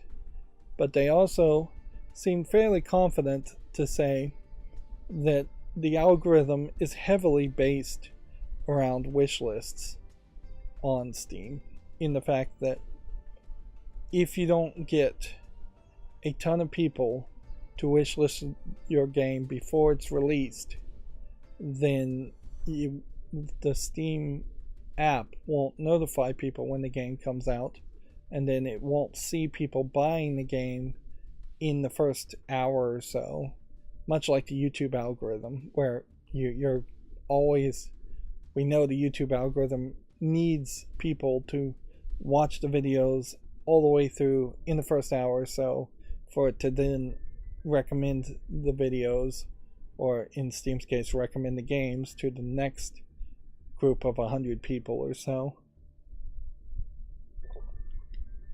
Yeah, it is almost a one-to-one comparison. Which, yeah, I'm not sure if people really shop that way though on Steam, where they wishlist games like crazy. And inherently, if you're wishlisting a single game, that's different than subscribing to a YouTube channel and clicking the notification bell, because the developer is only getting that one game wishlisted, and you're only putting out that one notification for when that game comes out. Personally, I have hundreds, if not thousands, of games wishlisted, and I've never gotten a notification that I've paid any attention to from Steam. I just don't have any of those enabled, and I wouldn't shop that way. I get that from Amazon.com. They try to say something like what I'm looking for is on sale 3 or 4 times a day, but the sales often are gone by the time I even see them, or they're not that good of a discount. It's like 5% off at most. Moving on, since none of that had to do with Forspoken. Cliff Bleszinski considered taking Gears 4 first person pre the Microsoft acquisition, Microsoft bought the IP from Epic in 2014. Before I talk about this article, it is also important to say the Epic YouTube channel, or the Epic Game Store's YouTube channel, I'm not sure which one, had put out a video showing their new self-publishing interface, and just walking people through, this is how you make a game using the Unreal Engine, and this is how you set it up to be published in the Epic Game Store. Mostly this is how you set it up to be published in the Epic Game Store. So it does seem to me that very quickly we are going to start to see a lot more self-published games show up on the Epic Game Store. I don't know if that means anything really, because you probably don't have an algorithm that's even as good as Steam on the Epic Game Store that would promote games or highlight games as far as what would show up on the front page. And yeah, so it probably won't matter or change too much, but you know, we might get a headline in the next 6 months where the Epic Game Store says we have over 1 million games now listed on our storefront because of self-publishing. As for this Video Games Chronicle article, it means nothing to me. Cliff Bleszinski, not really in the video game industry at this point, arguably way too overhyped, as selling himself as the one and only major person in charge of Gears of War. And yeah, he's just not involved anymore. If Gears 4 had gone first person, which I feel like they had already even talked about that, really wouldn't have changed too much. You almost certainly still would have gone third person in cutscenes. It would just slightly shifted it. If anything, by the time even Gears of War was in development, it would have made a lot of sense for Gears games, like most games, to have, at least in the back of their head, the thought of going from third person to first person based on a option toggle in the menu. If anything, this re-release of Resident Evil 4, once it comes out, may highlight the end of an era of third person games for the most part. What is way more annoying to me as I'm playing Prey is that you're in first person perspective throughout that game, and yet at the beginning of the game they let you pick a male or female character, which caused them to redo the voice lines of several characters by a male and female voice actor. So they paid double what they should have paid, well over double, I'm sure, in voice acting fees, which that money could have been used to polish Prey as a game a lot more for very little reward to have different voice acting. And then having a 3D model of the character you play as picked as male or female changes very little in the game, because you don't look in mirrors and see yourself at all. You don't go into a special cutscene mode where you see your character, or the head of your character when they're talking to people. There is no special cutscene interaction talking mode when there really should be in Prey. So it just feels like a waste, and I've seen that in several games where picking your character means very little. Usually in third person perspective it means you see either the back of the head of one character versus another character, and that's it. Much better to make something like Witcher 3 where Geralt of Rivia is Geralt of Rivia. He's a male character. He has 5 different haircuts that you can go to a barbershop if you can find it and change, but that's pretty much it. He has different weapons and armor and things that change while you're playing the game, but that's it. You don't need these high level customizations on what a character looks like unless that really is going to play a role in the game somehow. Uh, I don't think people who play role playing games now have less imagination or more imagination than people who were playing role playing games 20, 30 years ago when they were just playing Dungeons and Dragons in their basement and thinking in their head. So just let people in first person perspective imagine what their character is going to look like regardless, and just pretend what their character is going to look like, and don't try to visually accommodate the imagination of every single player of a role-playing game. Yes, in the case of Gears of War, and really I'm rambling too much today, I have something to say about everything today.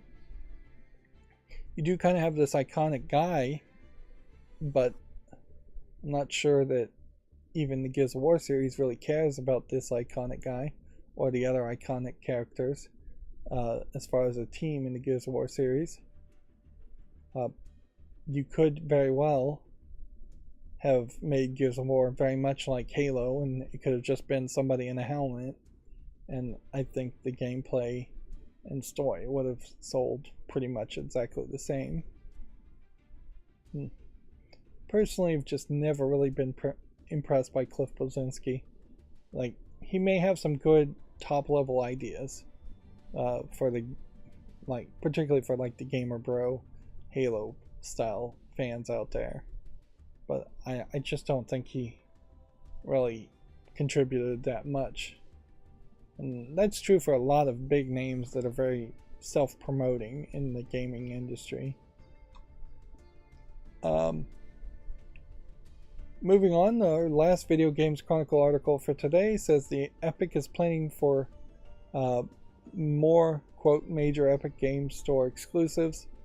It says smaller titles weren't enough to tempt players to move over from Steam, which highlights that their focus is definitely still to draw people away from Steam, which I don't think that's going to happen very much.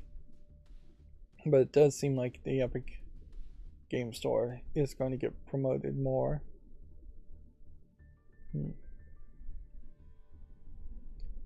I suppose someone pointing out that the CEO of Epic now is Tim Sweeney, not Cliff Bleszinski, who I don't believe works at Epic at all.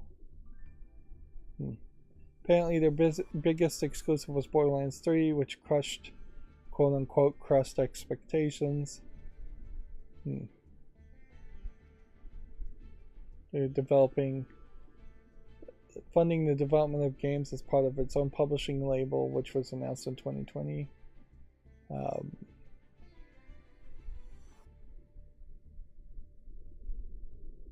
Alan Wake 2 is coming, and a new project from the Limbo maker Playdead, and Last Guardian Studio Gen Design. So they've got like 3 big things.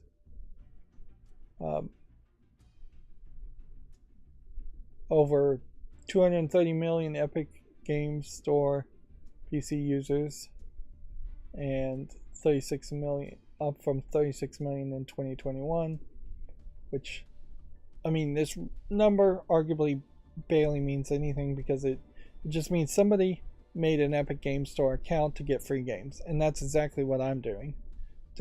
I've probably accepted, I would say, at least 98% of every free game Epic Games Store has played. I have played exactly 0 of them. I have 0 intention of ever playing them. I'm simply just building up a backup library in case somehow Steam went down, or my account got banned or something on Steam, which would be crazy. And I potentially would sue them if something like that happened, because I've put a lot of money into buying games on Steam. In 2022, 626 new PC titles were added to the store, taking the total up to 1,548, which that number is incredibly small. I have probably double that on my wish list of just good games worth playing on Steam. And then they said players spent $355 million on third-party games, which was up 18% over year, although total spending on all games fell 2% to $820 million, which, if anything, that means they lost more money on Fortnite sales and V-Bucks sales than they gained by adding a bunch of third-party games. And these numbers aren't particularly great for once you start to divide this. Like, at best, you're averaging $2 million per game on their platform, if I'm doing the math right. No, probably am not doing the math right. Also plans to continue to give away free PC titles on a weekly basis throughout 2023, but there has been some thought they may stop that. What they're not covering here, though, is also that they are pushing more on the developers, the idea of the self-publishing. So this number of adding 626 in 2022, they definitely want to see that number way bigger in 2023. And honestly, I wouldn't be surprised if in 2023 it is closer to 10 to 100,000 new games being on their storefront. Although inherently there will be some speed bumps there too, as far as just, is the Epic Games Store going to allow adult content games? If the answer to that is no, which I suspect it will be, somebody's going to try, and then that's going to cause a controversy of some sort. Is the Epic Games Store really trying to focus on bringing any JRPGs or Japanese style games that you would expect to be allowed on Steam outside of the adult sections? Things like Atlas Horizon, things like that. I've yet to see the Epic Games Store really try to promote itself as a place for JRPGs. If they said yes to those, then you could get a lot of games. If they're saying no to that, then no. The Epic Games Store definitely has sold itself as being the place where they're going to be less restrictive than Steam as far as what they're allowing, but if anything, they have been fairly curative as far as what games they were putting on their storefront and what games they weren't, because they've been hand-picking games. If they are going now to the point where they're giving up on hand-picking and it is just going to be a Steam Direct equivalent, the Epic Games Store may change drastically. It still will be kind of an awful store, though. Like, it just... see if we could get a link to it. Epic Games Store title here, here.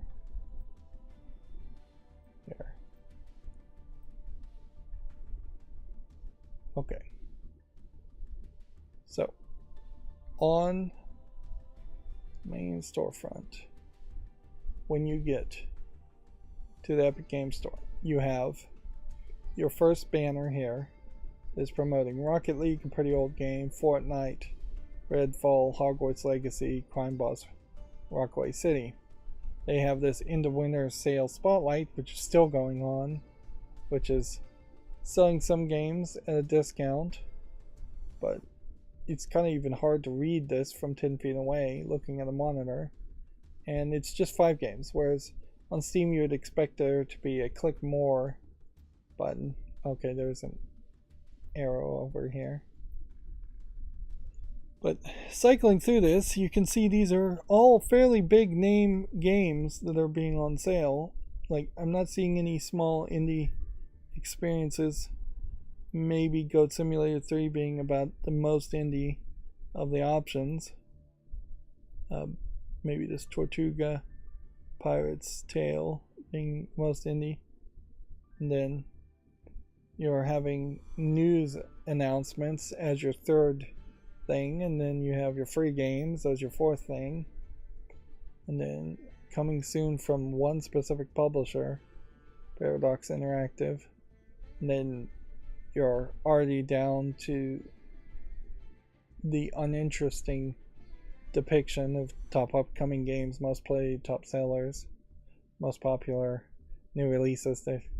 They're running out of games to announce. Games with achievements, for instance.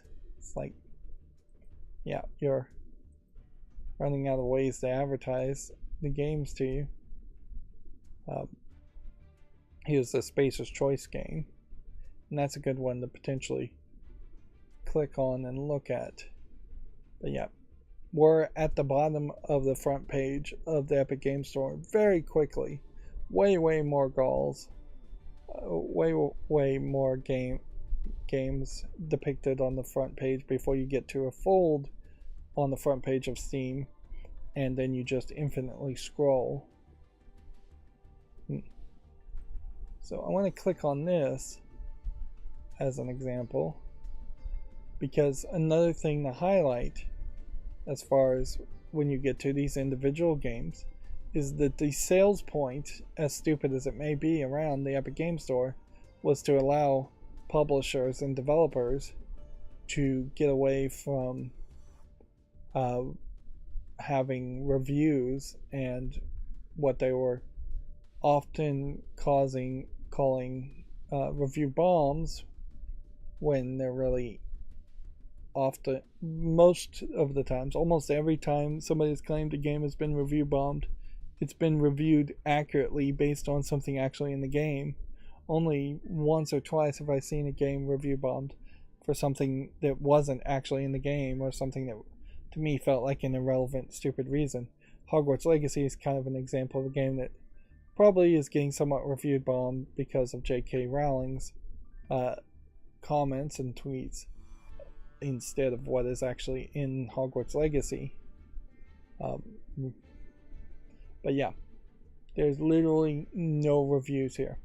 So you have no consumer protection at all as far as knowing that this game is incredibly poorly performing. They are making a big deal about saying the refund type is refundable, which means not all games are refundable on the Epic Game Store, which again just makes less consumer protections. This is a very much an anti-consumer experience compared to Steam. Even as a presentation, though, it's not particularly good. You have these screenshots and you have descriptions, but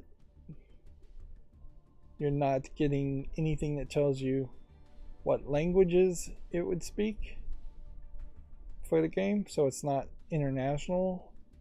You're getting like 3 tags here, and then features mentioned in a different place. Yeah, they're telling you the recommended specs, but yeah, without reviews, Epic Game Store really is just total garbage. Not something I'd recommend anybody buy from. Alright, moving on. I need to move up, hurry up. We're going through the Gematsu articles now. The Xbox Games Showcase for 2023 has been set for June 11th, immediately followed by a Starfield Direct. So it seems like they are going to have a Bethesda Direct, but call it Starfield Direct instead, which at a certain point, why not just have that as part of a game showcase, other than the fact that I guess the game showcase is probably just going to showcase a few Microsoft games or Xbox games in general, maybe not even from Microsoft, whereas the Starfield Direct is going to be a longer presentation talking about Starfield specifically. A game called Remnant 2 Gunslinger Archetype trailer is now available, which check that out if you're interested. It's a third-person shooter game, which yeah, wasn't really sure what kind of game it was. Yeah. Okay, that looks more interesting than what I thought it was, because I kind of thought it was a top-down strategy XCOM style game. Although this may very well be not as interesting as it might seem, because it may be closer to like a Quake game than a more open world, open level designed game. Grim Guardians Demon Purge has changed its English title to Gal Guardians Demon Purge. The title change is in response to a complaint from the owners of the trademark Grimguard, which, okay, I guess they would probably not want to get into a lawsuit just to keep the name the same. And then at a certain point, it is crazy how trademarks work, and that you could search the trademark office and listings and have a name like Grim Guardians, which and have that all set up, and then you can announce your game, and then somebody else can come out and say that's too close to our game, our name. This being said, you are really dancing on the line of whether I would agree with this idea, because Grimguard itself probably should not be trademarkable. The simplistic addition of a generic word like Grim added without a space to a generic word like guard probably shouldn't be translatable in the first place. In fairness, Grim Guardians is just Grimguard with a space in between. But yeah, neither one of those really should be trademarkable, and I think they very easily would have gotten away with doing it, and maybe it would have gone to a lawsuit, and maybe they just didn't want to fight with it. It doesn't probably matter too much to the makers of this game anyways. This is just a side game, one of these anime style games that they put out more for the niche audience. It is a interesting twist of a game in that it is two of the Galgun characters, I believe, from one of the Galgun games in a Castlevania style game. So if anything, it makes a decent amount of sense that it would be Gal Guardians in the first place. And the name change certainly here does not increase or decrease my interest in playing this game. I would totally play it if it was cheap still. If anything, the name fits better. Moving on, the PlayStation Japan Punch lineup video is available to watch. It features Final Fantasy XVI, Resident Evil 4 remakes, Street Fighter 6, and more. This is the Punch lineup from PlayStation, and I can't even read that.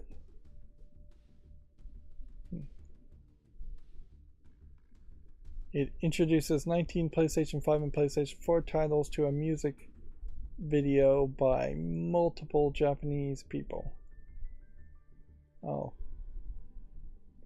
That's an interesting combination. At a certain level, this almost screams too that Sony of Japan may have regained some autonomy, because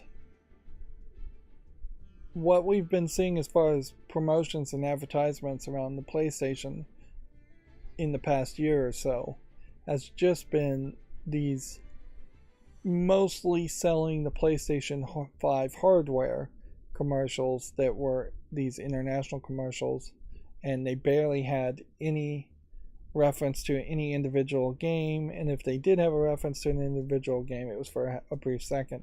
And it still very much is in that feeling in which games don't particularly matter to Sony of Japan or Sony of California. Um, and so here they've spent some money, almost certainly paying, I imagine, pretty famous uh, Japanese rappers and pop artists, musicians, maybe people who are under the same contract of the parent company of Sony. So this may very well have been a contract between like Sony Music and Sony Entertainment Interactive. But I also can't say that this is a bad idea by any means, because having more Japanese-centric commercials in Japan for Sony games makes more sense. There really should be country-specific or culture-specific commercials for consoles, and we weren't really seeing that much anything like that in the past year otherwise. And the PlayStation commercials in general have been just weird. I would like to listen to this, but I'll do it off screen because it would almost certainly get content ID'd, and it also probably would be fairly annoying with a bunch of just J-pop type stuff to people who aren't fans of J-pop. Let's see. Ys 10 Nordics details 3 characters or 2 characters and a cross-action battle system if you want to check that out on Gamatsu. Looks fairly interesting. Ys is a JRPG series, long running.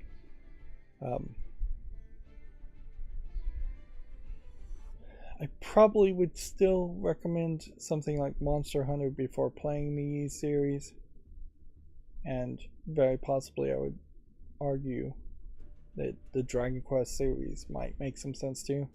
If you play Dragon Quest and Monster Hunter and like them both, then Ys might be an interesting middle ground between the two.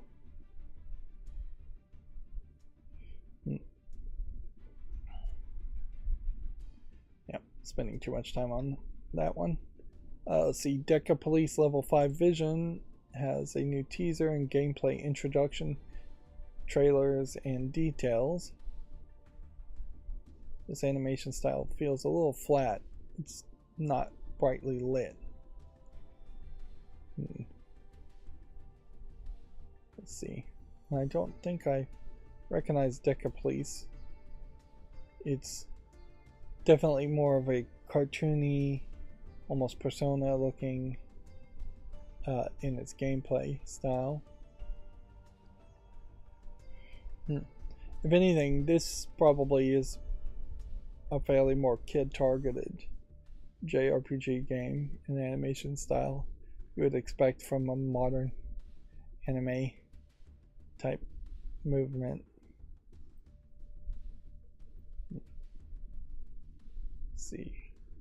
Do we ever get age ratings on games? Not really from Gamatsu. Whatever the 0 rating would be from Japan would not inherently directly connect to an ESRB rating in the West anyways. This is very possibly not a game that would come to the West anyways. A crime suspense RPG is an interesting twist in general. So many RPGs are in fantasy worlds where you're just fighting monsters that making a role-playing game where you're playing a different type of role does make some sense. Let's see. Fantasy Life I, The Girl Who Steals Time, has a teaser trailer and new details. Apparently there was a presentation, and maybe that presentation was called Level 5 Vision, or maybe that was called the 2023 Suzumi event.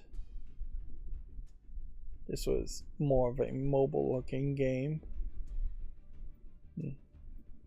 Looks like it's mostly still a kind of Animal Crossing type experience, Stardew Valley type experience. I'm not sure there really is even that much farming. If anything, if there is an actual farming of fruits and vegetables, and it is more of an adventure JRPG, that would catch my attention more. You can see they chopped down a tree. But I'd be willing to tolerate that. Cooking, again, you run the danger of there being a bunch of mini games decorating a house and no major focus on just taking on enemies or dungeon crawling, which if you want an Animal Crossing type experience, that kind of feels like that's what this is. If anything, Animal Crossing competitors now would make some sense after the massive success of the most recent Animal Crossing. It would make sense that we'd start to see some clones try to come out. Megaton Musashi Wired has been announced for the PS5, PS4, Switch, and PC. It's a mecha action RPG due out in 2023 worldwide. I'll leave it at that. Professor Layton in the New World of Steam has a new teaser trailer and new details. Again, at the Level 5 Vision 2023 Suzumi teaser. Suzumi event. I'm not so sure what Suzumi means in Japanese.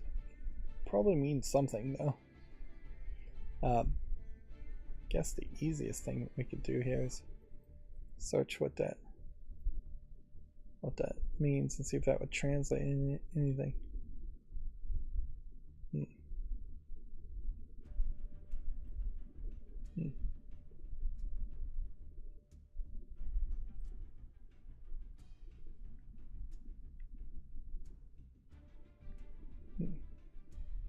Apparently, a Suzumi is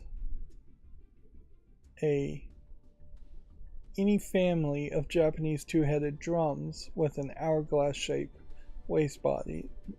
I wish there was a picture here. There were pictures on the Google search, but then I closed it.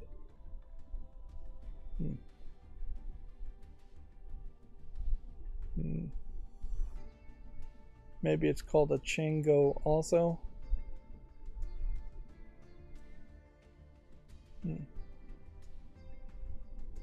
But yeah.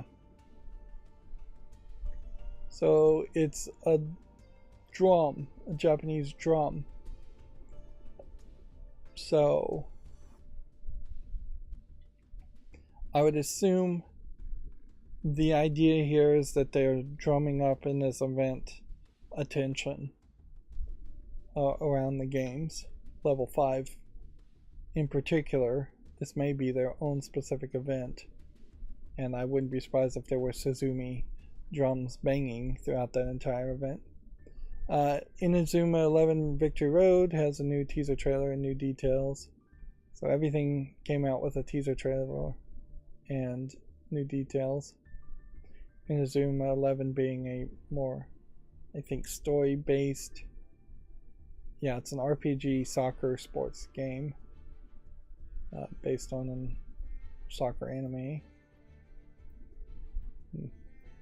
Although I'm not sure I recognize all these characters, so these might be new to the game characters. You can see there's a lot of conversation happening here for what would be a soccer RPG. And that does not look like playing soccer either. So there may be actually no actual soccer gameplay. Well, it looks like there's some soccer gameplay.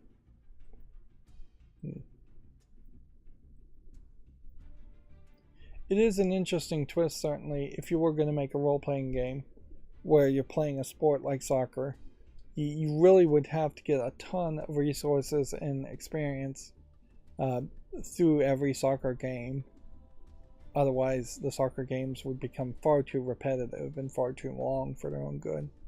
And yeah, almost every RPG that I've ever played, at least, has very small rat-like characters that you're mostly fighting, human characters that you're mostly fighting, that you shoot in 1 or 2 shots and they die, and then you get a small amount of experience doing that over and over and over again. But a soccer game, you'd almost have to assume you're getting XP for every time you move the soccer ball an inch closer to the net.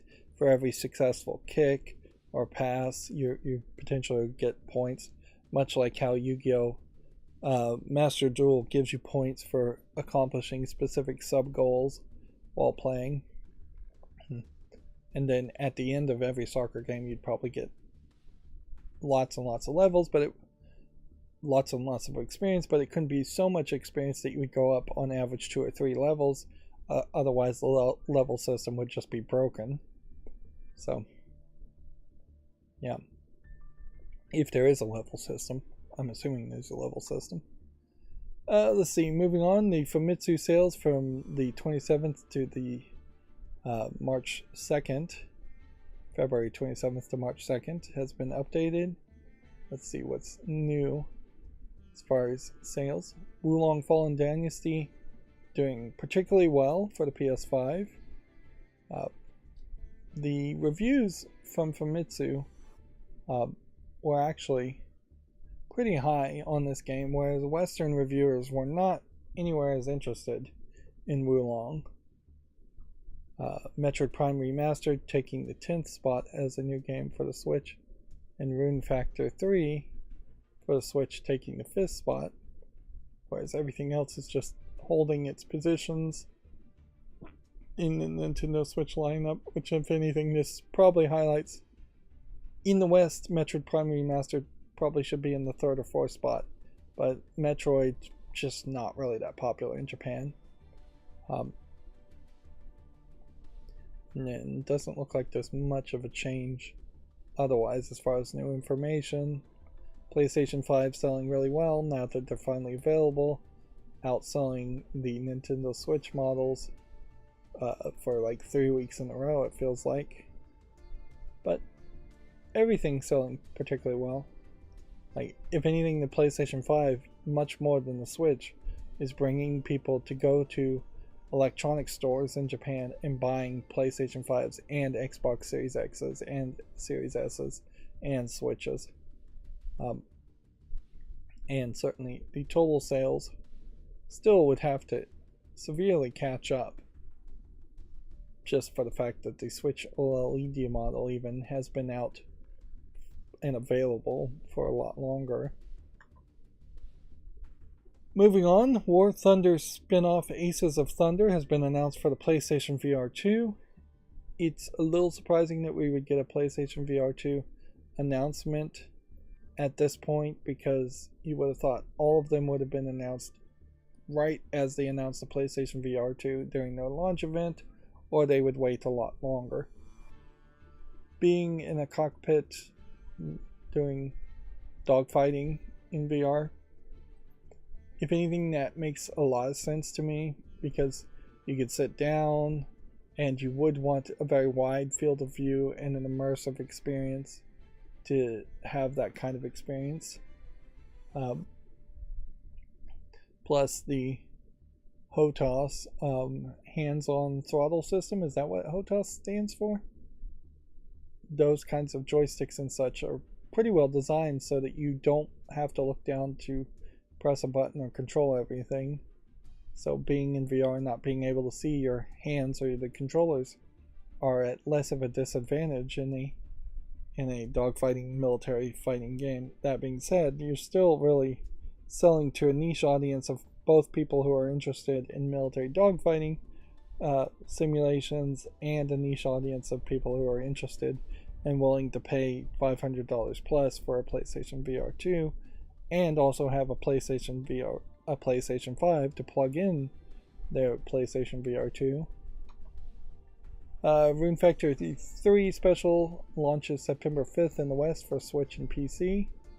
Rune Factory being a JRPG that's action JRPG that's more top down, looks a little bit more farm based, going more for the moe anime style of characters here, in which their heads are way too big and their necks and limbs are shorter and so they just overall are short. And also going for almost a harem focus here in this special swimsuit mode, which you have, see, 6 plus another 5, 11 female anime moe characters, and 1 male character. Alright, well, I'll leave it at that. I do believe the Rune Factory series has been somewhat popular up until this point, though.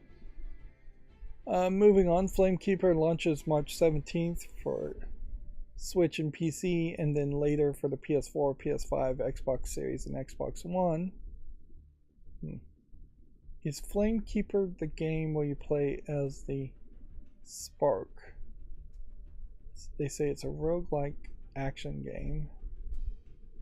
Yeah, it does seem like you're playing as an anthropomorphic spark of fire. Okay. Yeah, of what I've seen of this before, this looked like this might be somewhat interesting of a game. But also might not be much of anything. It looks like it might be fairly focused around defending a flag, effectively defending a flame in the level.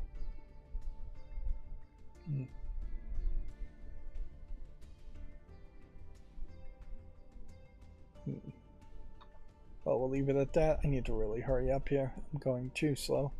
Raven's Watch gameplay overview trailer is available on Gametsu if you want to check that out. This looks like this is a roguelike action game. And as always, seems like it comes in big bundles when there's somewhat interesting games coming out. And that is true, because it is very often the same publisher putting out announcements for 3 or 4 games at the same time, or multiple publishers all announcing at the same event or announcing at the same time. When there definitely are slow days in the news when you could have made an announcement around the game and that would have been the only news around video games that came out that day. This looks like a Diablo-like game. Looks kind of interesting. Let's see. A game called Ad Infinitum has been delayed to September. It's no longer due out on April 20th. This looks like a weird horror creature of some sort. The video's age restricted horror survival game. Let's see what the Steam page tells us. If anything, this is the kind of game that I would potentially just dismiss as an asset flip horror game. It does seem like it is trying to be set in like World War II trench warfare environment, and so that looks somewhat interesting. So I'll give that a follow prematurely. Let's see. Gametsu says War Hospital launches August 31st. New trailer features the story of an injured soldier. Yeah. That's a strategy game. And I question, really, would I want to play a drama survival game where you are running a war hospital? When you take that like top view of a game and zoom out, it might be a lot more bearable to play that kind of narrative than if they were zooming in and just showing a lot of like injured people and disfigured people and people just dying. Once they just become numbers, and it's easier to disassociate. So a game like this does kind of catch my attention, as that might be a great game to play in the same way that Plague Inc. was a very interesting game to play um, when I played it. Ironically, I played a ton of Plague Inc. when I first started my channel about 10 years ago, and then the whole COVID pandemic happened, and I don't know if I really would want to go back to playing Plague Inc. at that point. It stops being all fun and games when the Plague Inc. kind of closely simulates what really happened as far as the amount of people getting sick and dying. I could still totally play the game. It just would be... I would be afraid I would come off callous playing the game. Moving on. Gangs of Shorewood launches this fall. It is... Do we have a specific date?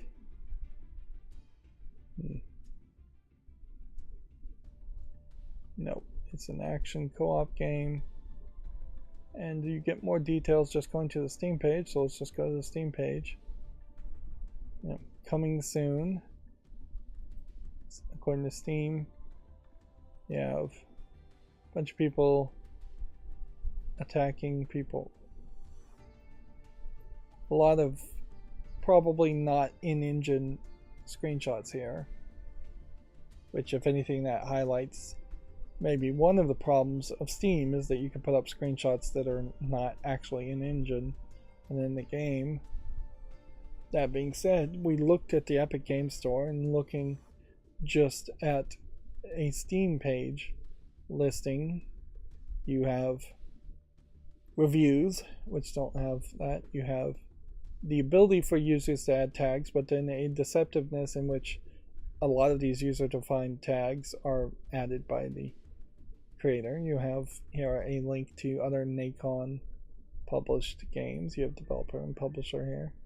SteamDB tells you how many people are online, so I've added that as a plugin. Is the game relevant to you? Are there any announcements? Here you have language. Here you have genres. Update history, related news, stuff like this. Share, embed, flag, system requirements, then more Nacon games, then more games like that, then what curators say, then what people who have reviewed the game says. There's arguably nearly double the amount of information being presented on a Steam page compared to the Epic page we looked at. That being said, a lot of it is advertisement, and it does make for the page to be a lot busier as far as just having two columns and a lot of stuff being shown. And this is in the example of a game that barely has any information at all. There is definitely room for even more information on most game listings on Steam. Let's see. Do we actually look at this Professor Layton game? This is another Professor Layton game, and they're showing off this character, but that's not Professor Layton. That's Professor Layton.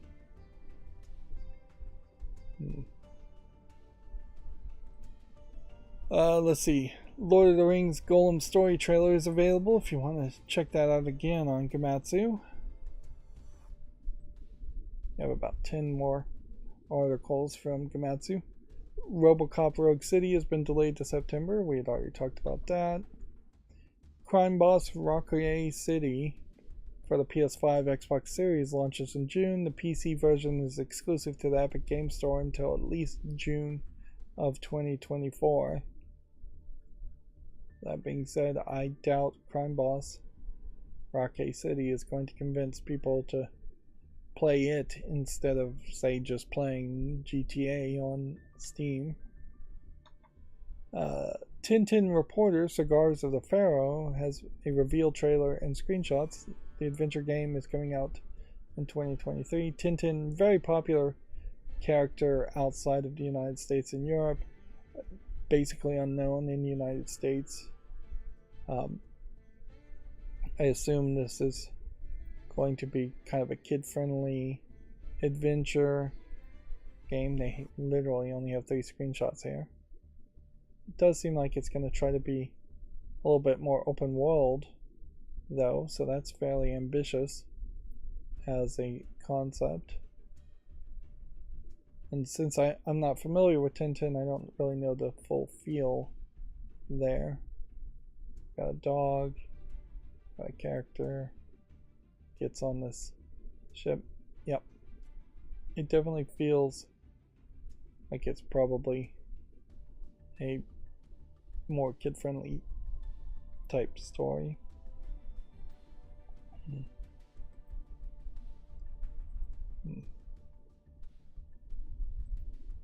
Yeah, but they're not really showing much as far as actual gameplay.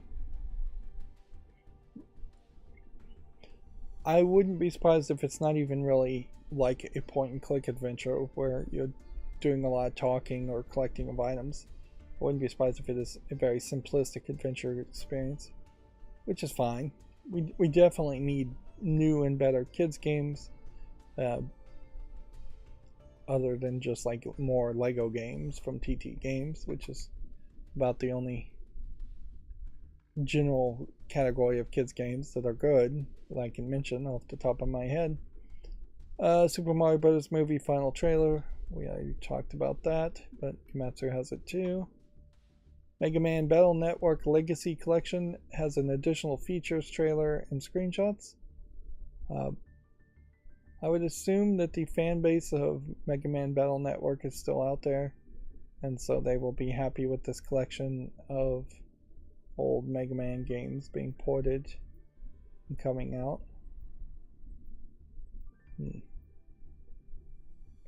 That being said, it definitely looks like a collection of old games, so, and since you're getting a collection of multiple games, it could be really, really grindy to try and play all of the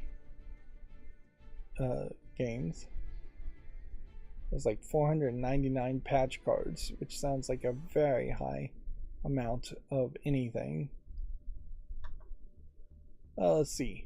Street Fighter 6 real-time commentary feature adds Hikaru Takahashi. The Japanese actor completes the game's commentary roster. Who is this actor? Though, like, to a foreigner, to a Westerner. Let's see. There's several other names I don't recognize as far as commentators.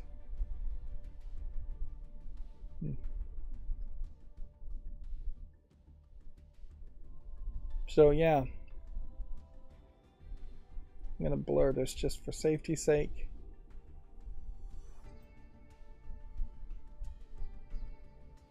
It seems to me it may just be somewhat of a celebrity commentating on the battle, but even if it was the voice actress or of one of the characters in Street Fighter 6, Street Fighter 6 is this cartoony CGI 3D models, so the commentary is just like showing up here at the very bottom as a subtitle, and I'm sure you would be hearing it if I had the audio turned on too, but it's kind of silly to have a trailer where 90% of what you're showing is the visuals of the game and you're focusing on the 10% of the subtitles and the commentary. But I think it's a case that Street Fighter fans or fans of fighting games actually do enjoy the idea of having different commentators. They enjoy the idea, I imagine, of being treated like a real sport, and in the real sports like football and baseball and basketball, there tends to be, at the professional level, at least one, if not two, commentators on the side making commentary.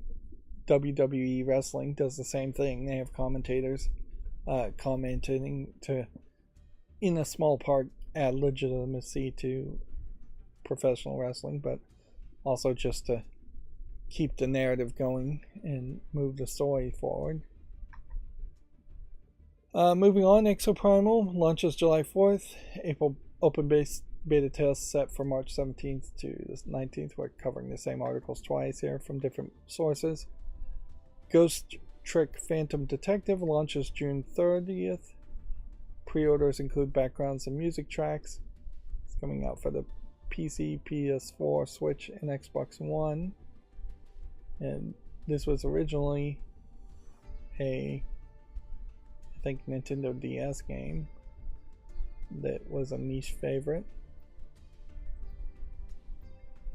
It's kind of a puzzle game where you are this ghost and you have to manipulate different objects as a ghost to solve a puzzle.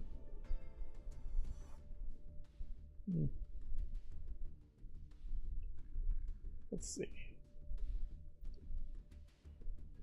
No, I'm running out of steam, starting Neon. Let's definitely put this on the fall list. Although June 29th is quite a way away. We have 3 more Gematsu articles, and then hopefully we can burn through the games that came out on Steam. Monster Hunter Rise Sunbreak expansion set for everything new. PS5, PS4, Xbox Series, Xbox One on April 28th. We talked about that. Resident Evil 4 Remake put out the Chainsaw demo, now available. Play as long as you want with no time limit. It is the first part of the game to the point where you fight everybody in the village. I don't believe you can leave the village, though. And I've watched someone else play it, and if anything, it is kind of amazing how well they've been able to effectively just remake the original game with the same furniture in the same place and the same items in the same place, so it feels like it's a one-to-one transition, but then the visuals look completely different, and honestly I'm not sure that they aren't adding a few things here and there or making a few changes here and there, so it doesn't quite feel exactly like Resident Evil 4. I think a lot of people probably haven't played Resident Evil 4 in a long enough amount of time to remember what it really was like. So I do think you will get a significant percentage of people who played a remake and feel like it is just a remaster of the first game, of the first releases, first versions. But as someone who has recently played Resident Evil 4, I can definitely tell you it's going to feel very weird and very different to me. I imagine the game doesn't change much in the village section in the first section anyways, because I imagine it is going to get it'll add more content after like 2 hours into the game, when you can no longer refund or when it can start to make some major changes. I have definitely seen more changes in the later parts that have been shown than this demo part. And then our last Gematsu article says Doraemon Story of Seasons Friends of the Great Kingdom DLC Pack number 3 Together with Animals is now available alongside a free update. The free update includes a special bonus item, Navi Balloon, and Doraemon Balloon. I assume this kid is Nobi or Nabi.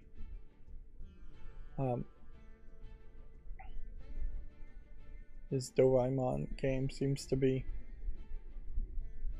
a farming Stardew Valley type game simulation, is what they're calling it. Okay. Now let's burn through games that came out on Steam this Friday. Well, I would say, since it's a Friday, there's a slightly less chance of there being adult content. This Freak Ninja Wars game is in the adult section immediately, although none of the screenshots really are showing anything.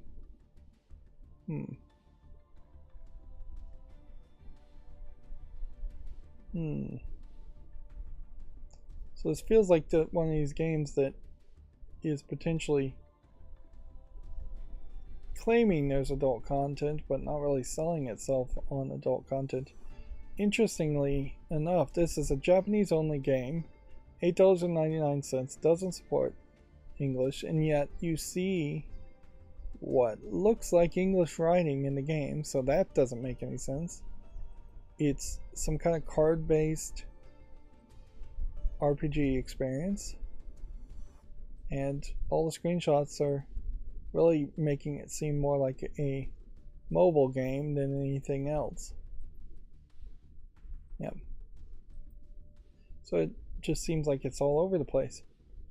And if anything, being in the adult section makes this less likely that it would be something you'd want to buy, because they're really not showing you what you'd actually get. They say there's nipple exposures, genitalia, violence, rape, and then they don't even finish the sentence. Like, this doesn't go anywhere. Yeah.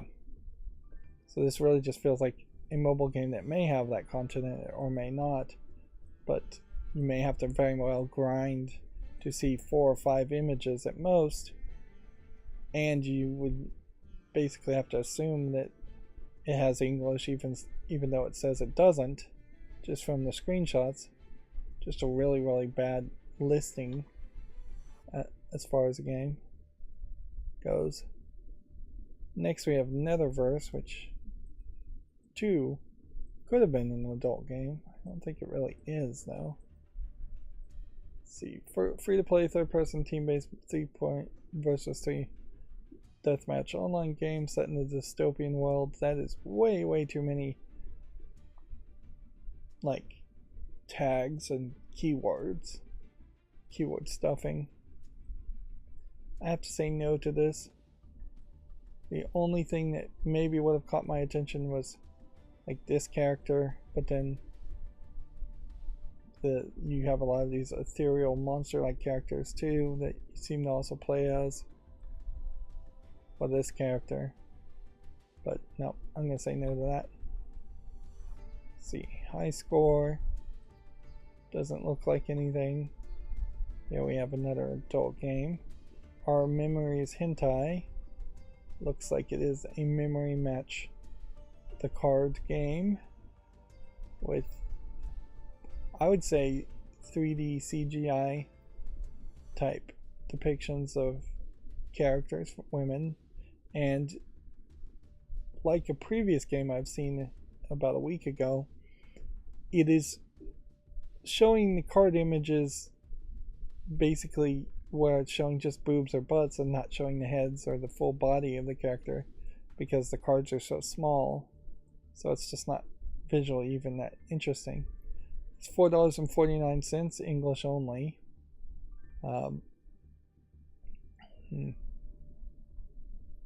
Don't think there's anything else to really even say there. Definitely doesn't feel polished. Ollie 1, sneak in. Discover a way to collect all the neighbors' money. Collect as in steal, apparently. So this almost feels like this is a kid-friendly game around the idea of encouraging people to break into people's houses and collect money. Otherwise it kind of just feels like an asset flip game with nothing around it. $10.99 English only. Yeah, I think we'll say no to that. There is definitely an argument against like promoting dishonest behavior, which is what YouTube has called it. I'll give this one a chance. Maybe some Game Boy fans out there might like a game like this. Yeah, YouTube demonetizing videos that promote dishonest or illegal behavior. Like, at a certain point, it's censorship, certainly. You can't call it anything different. But I could also say that if you're making a game that looks like it's being advertised to kids, some level of censorship is acceptable.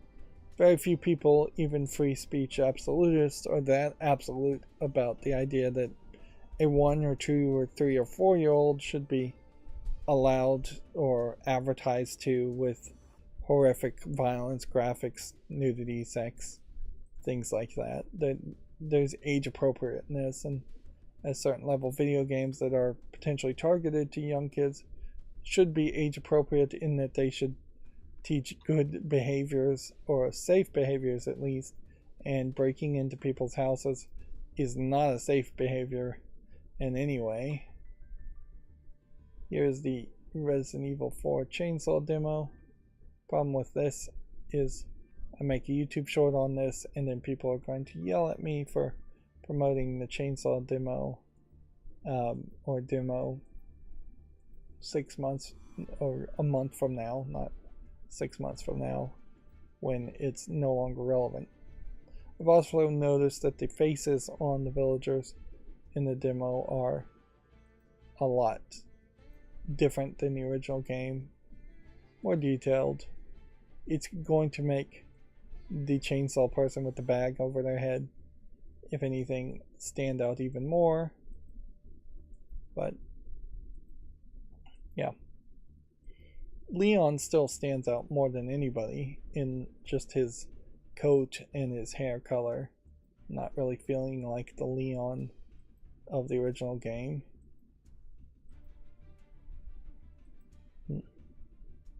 But yeah, I guess I have to make a YouTube short around that, and I'll just get yelled at. Hall & Oates. This might be a funny board game. Here we have another adult game coming out yesterday on the 9th. Hentai Festivals. Flat anime girls in lewd and nude positions as a slide puzzle. 59 cents, making the price very fair. Supporting, it says full audio for every language Steam supports. There are 24 girls, which I would assume means there are 24 pictures. Yeah. And I guess if that's all you want, then that serves well. There's another hentai festival here. It seems like they maybe made 2 listings of the exact same game, or they've made 2 versions of the exact same game. And it looks like 2 listings of the same game.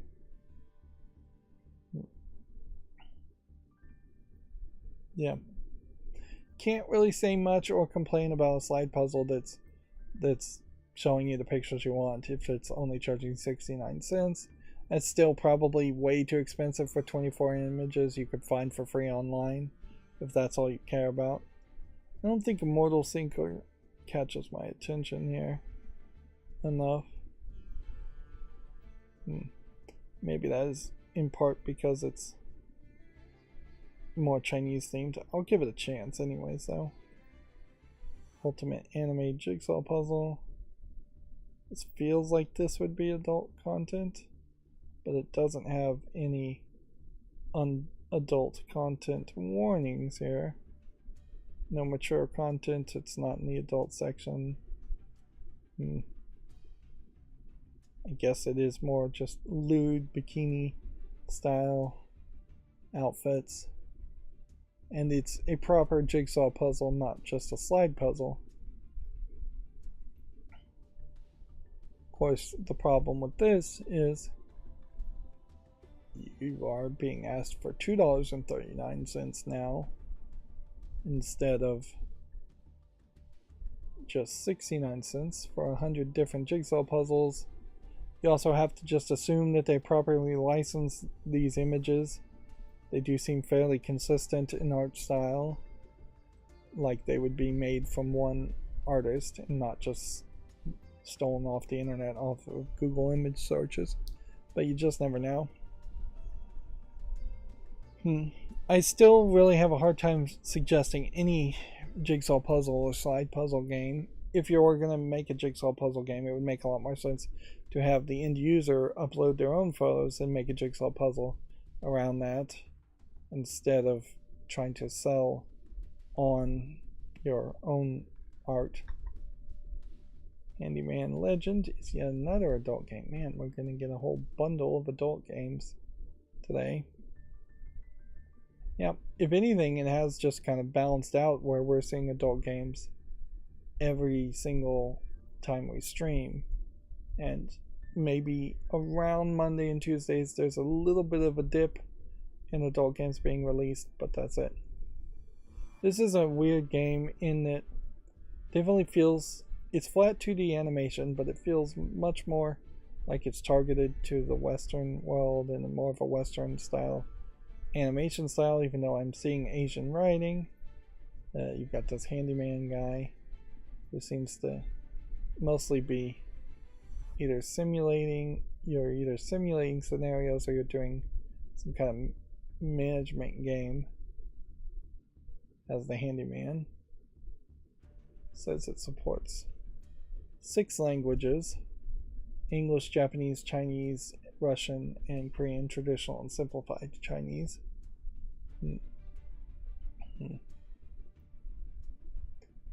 Let's see, I'm trying to still figure out though how you actually play the game. There seems to be like 3 girls. Using your smartphone, you take repair cases. They say repairment. While you're at work, you can interact with your clients when their favorability is enough. So it's almost like a management romance thing where you're increasing your romance levels with the characters as the handyman. It's not the worst idea ever for a game. It's $6.29 though, and it's already reviewed fairly positively. I do think at this point though I need to probably have like a come to Jesus moment and realize that a game like this really would just never be playable or showable on YouTube, and it doesn't really feel like it's got enough non-adult content or actual gameplay content so that I could criticize it and edit out the adult content otherwise. But yeah, it is a higher quality looking product that is 90% positive of 44 user reviews at the moment, compared to some of the garbage games we've seen in the adult section, or just the garbage games we see outside of the adult section, like this game, AA Soldiers. Sea of Craft. Kind of a Minecraft clone, but on the ocean. Which I don't know if that makes it any better or not of an idea. Maybe it makes it a better idea. Doomsday Survivors. Just a Vampire Survivors clone. I think I'm going to say no to this. Frog UI. Frog and Samurai. You know, I don't think I would ever say yes to a game like this, but I probably should give games like this a chance more, because there might actually be an audience for more of a simplistic platforming type puzzle game. Straw Bee. I am in this weird catch-22 with the YouTube shorts that I'm making, in that I now have like way more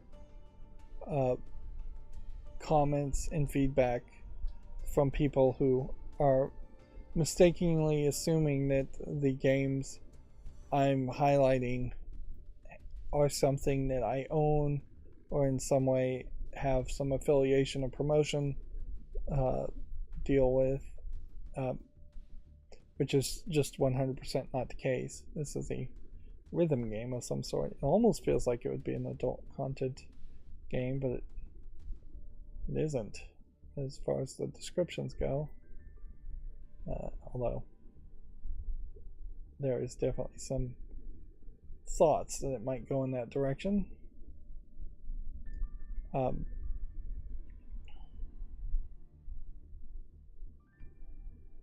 But yeah, because people are commenting that, the shorts are getting more engagement, so I don't want to dismiss that engagement or reduce that engagement, but probably should just set the record straight. A significant amount of this is not the fault of my description at all, because it says clearly in the description what I'm doing. It's the fault of YouTube and YouTube Shorts not showing the description at all. Here we have yet another adult game, Chronicles of Forgotten Tears. So I'd have to put something in the title, basically. This one is a 3D CGI visual novel, more Western in its art style and color palette, but also kind of a fantasy pirate looking game, and seems to also have some weird card fighting mechanic out of the blue, which seems weird. Well, I was almost about to say this game looked like it was one of these more decent 3D CGI visual novel adult games, but the card game really screams poor quality in that aspect. There's a African lady covered in like tribal painting in one scene, and then a lady being magically groped. And it seems like it's all over the place. Fantasy world with elves, dwarves, orcs, and many magical creatures. It's early access. Why an adult game would be early access, I have no idea.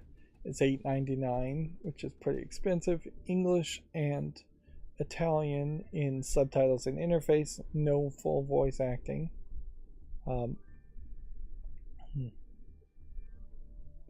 So yeah, it frankly just strikes me as they got a lot of 3D models and have bent over backwards to squish a lot of varied 3D models into some kind of fantasy world that makes sense. And it doesn't fully make sense. It really fails on the card game aspect, though. Like, I would be fine with an adult game with card game aspect as a concept, but you have to actually polish the visuals there and make it work and look good, and that is just not the case for that game. Moving on, Vlobs casual puzzle game looks good enough for a follow. DC Justice League Cosmic Chaos. I can't help but think that this game came out for the Nintendo Switch about a year ago to not very much fanfare. If this is a brand new game, then it definitely is coming out to no fanfare. That being said, it makes a lot of sense to put it out there, put it on the fall list. They are asking for quite the premium, which in all fairness, kids games do seem to not go on sale very often, at $42.49. It claims to have full audio in most of the languages, or about half the languages it supports. You are running into the DC heroes being in this kind of chibi 3D art style, almost like a Western chibi, almost like a Funko Pop style of art, which that seems fine. I wouldn't be surprised. Yeah, there's a whole My Little Pony game over here. Let's check that out too. As far as like what they're competing with and what is being recommended, like playing Spider-Man Miles Morales, or Spider-Man Remastered, or Sonic Frontiers, which, yeah, let's check out Sonic Frontiers too. Ninja Turtles Shredder's Revenge, Hogwarts Legacy. Hmm. Blue Protocol's a weird choice as as an option there to compare it to. Minecraft Dungeons. There's a lot of kids games. If anything, they actually are getting the algorithm fairly well, although River City Girls 2 I think is off the mark there. And they're saying this is similar to Lego games I played in the past, as far as Marvel and DC Batman.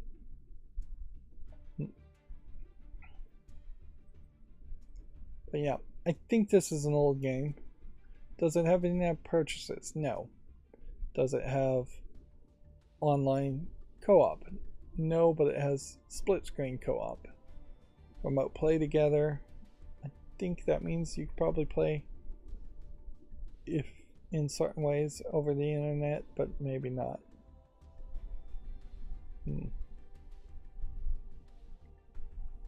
They're doing some deep cuts here as far as costumes for the characters. Alright, well that is interesting. I have a suspicion here, since the publisher here is a publisher I don't recognize, and the developer here is a developer I don't recognize, that this is a game that is very possibly going to lose its license fairly quickly.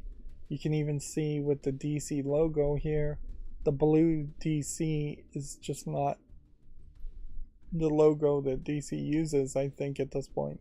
So you're talking, at least the previous person in charge of DC made this, or greenlit this project, and this may be 1 or 2 or 3 different alternate universe reboots or whatever away from what they're currently trying to promote as far as DC. Like DC, I'm not sure, really cares to attract the attention of young kids, or particularly cares to promote what would have been the Justice League of a certain era, in which you would have Cyborg and I want to say Aquaman, or this Green Lantern versus some of the other Green Lanterns. Like the Trinity of Batman, Wonder Woman, and Superman are probably always going to be around, but I'm not sure they're even that interested in promoting suits. The Flash. This My Little Pony game came out in 2022, and it's very positive, so I'm going to just go ahead and put that on my wish list. I don't know if I have a real reason to play any My Little Pony games, but for any of them to potentially succeed is nice to see and be well received, because very often you get either just no reviews or a bad port to PC, because obviously it would be a Switch game. If anything, Nintendo and the Switch should be applauded in the fact that they've moved closer to PC style components using their Tegra X1 processor in the Switch, which has allowed them to port games better to PC and after the fact, if they do port Switch games, if third-party developers port their games to PC. Whereas in the past, making a game for the NES really had very little connection to an 8086 instruction set style computer program, that if you had like a 286, 386, like there would be no comparison and no way to port a game directly around that. Sonic Frontiers. Well, I may have made a decision to say no to Sonic Frontiers, but whatever performance issues or poor reception they had has gone away, so I'm saying yes to Sonic Frontiers now at this point. I'm putting it on the wish list. Harry Potter Legacy, same thing. Any issue there should go out the window. The only real concern here would be in-app purchases, but I don't think there is even a major concern around that. Of course, if I was to buy this, say, a year or two from now, it is questionable whether this is the Hogwarts or Harry Potter game to play or buy. It probably is at this point compared to, say, playing Lego Harry Potter. Those are pretty old games and kind of buggy ports. Anyways, Minecraft Dungeons, same thing. Kids games worth playing, not made by TT Games.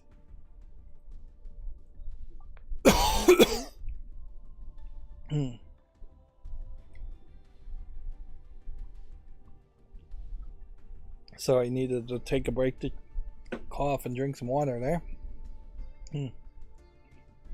Still moving kind of slow as we look at the March 10th releases. Jump Barrels, nothing. Next we have yet another adult game, Paradise Cleaning Sex Loving Family. We've got 4 big breasted anime color palette 2D characters.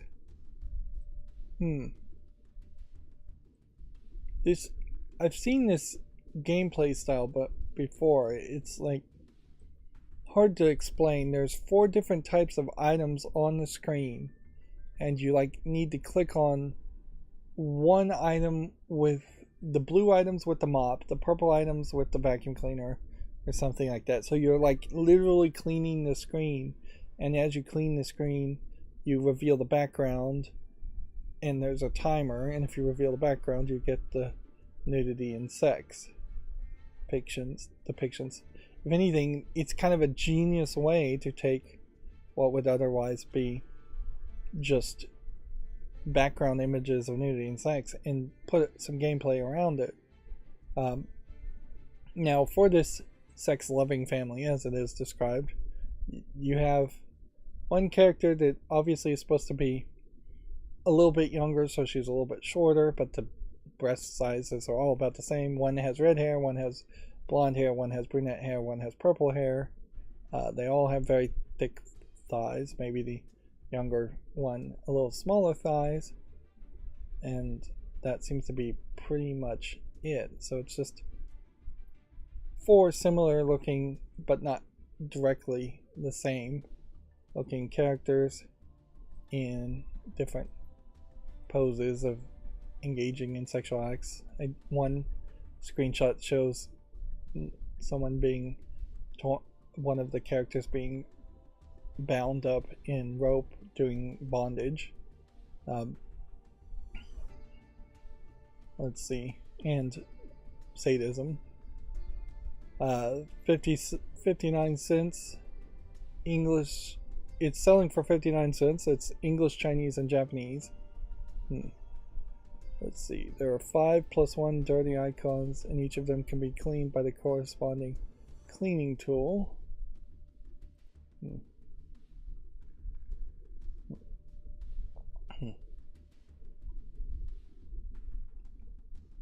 So, the thing here is it's not that much content, and it's kind of a genius gameplay mechanic around the content. So I usually would complain about a game having multiple versions of the same gameplay concept, but in this case I think it kind of makes more sense. Instead of making a $60 game that would potentially have like 30 different characters and maybe 100 different pictures, I don't think that makes that much sense.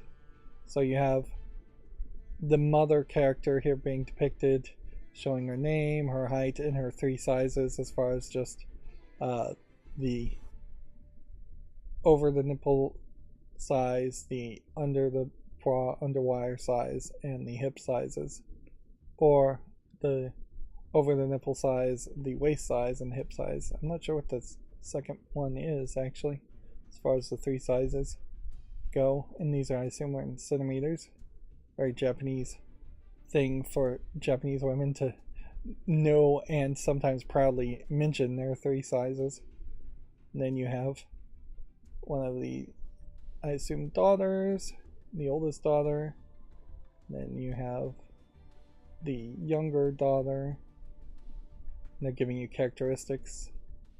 And then you have another daughter, and they're giving them all personalities and trying to make you more relate. She may actually not be a daughter.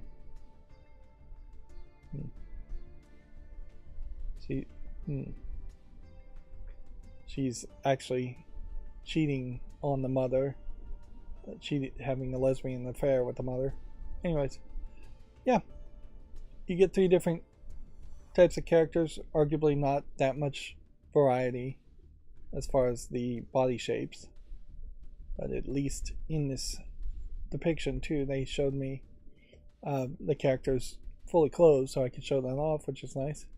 Easy to play design, I would agree with that. 20 stages with 20 custom graphics, which is what I assume CG stands for. 11 achievements, and if you don't clean, you don't get the pictures. So yeah, interesting twist. We probably will see more of those cleaning games from the same publisher. It probably will get a little annoying eventually, just on how much comes out.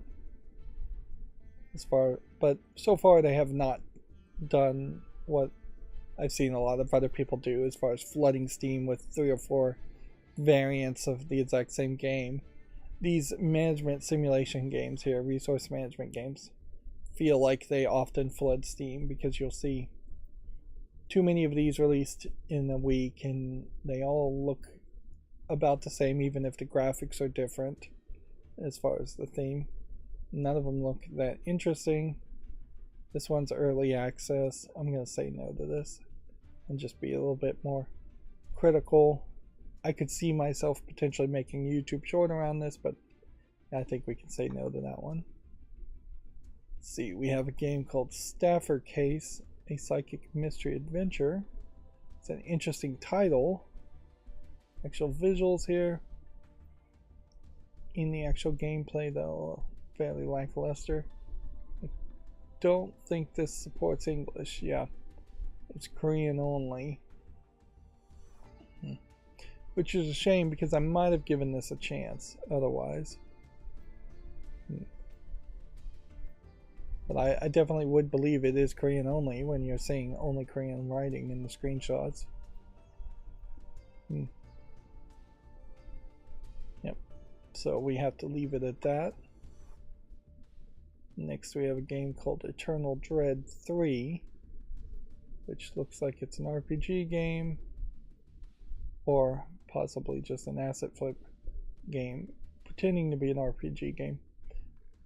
I wouldn't lean towards that assumption though, because unlike most asset flip survival RPG games, you don't tend to have a highly polished life bar and mana bar. And yes, you have perhaps too much going on at the top here and the bottom here, and not as much detail in those sections, but there definitely looks like there's some polish. Then you also have the characters that we're looking at the backs of and the environments, and it just does feel like there's some level of effort, perhaps not enough effort, but some level of effort actually being put into this development. This is a game that potentially could be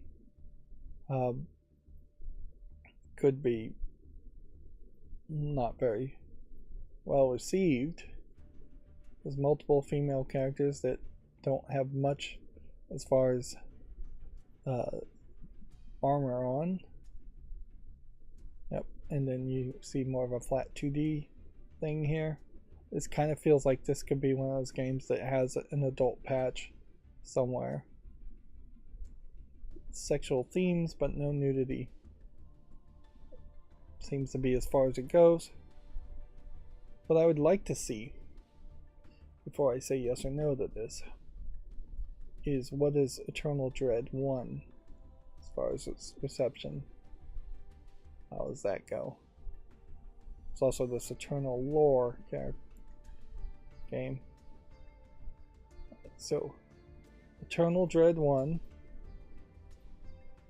is mostly positive. Yep. I think I remember this because it did kind of uniquely have this theme of them being caught and tied up and tortured by orcs, and then her being tied up in this other screenshot here in Shibari rope bondage.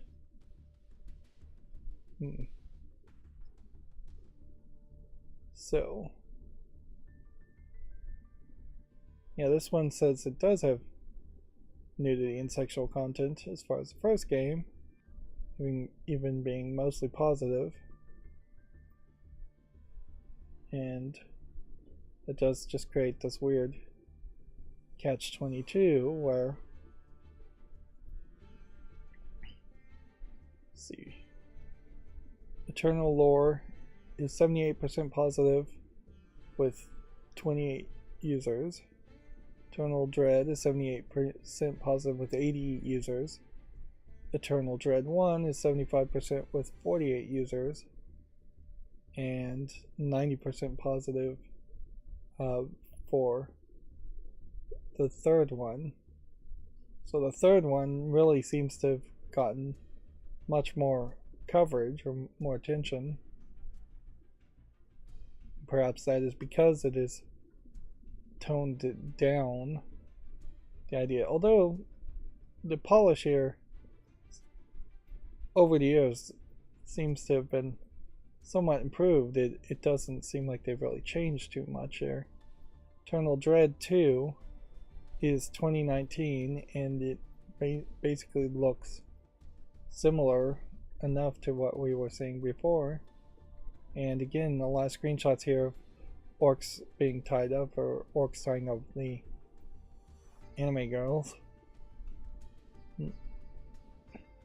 So you create this weird retroactive thing. This one again says only sexual themes as a description, where the game probably has about the same themes in each of its series, but they've managed to gain more reviews and more positive reviews by just keeping at it.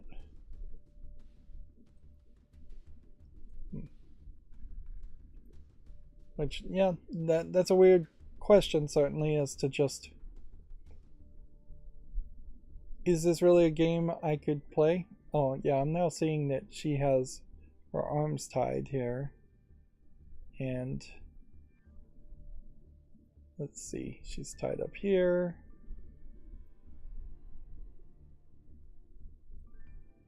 I think there was another one. She might be tied up. She might be tied up there. She's tied up here. So yeah, there's multiple screenshots of them being tied up. Yeah, I'm not sure if I could play the first game of this series on YouTube, but I might be able to play the third game in the series, which just creates this weird situation. Even if I was going to play this game, I also am not sure for the third game in the series if they've really made enough progress to actually have a decent game here, or if this isn't a cheap game on a gimmick of capture the girls, and that the actual game itself is incredibly short and or bad. Moving on, spent way too much time on that doing research. Dude Simulator 5 is an easy game to say no to. Here we have another adult game. Anime, RPG, Isekai Journey, Isekai meaning another world. The animation on this one, definitely, while flat 2D and somewhat colorful, does not feel like it is done by a Japanese person. The proportions seem completely wrong as far as the body.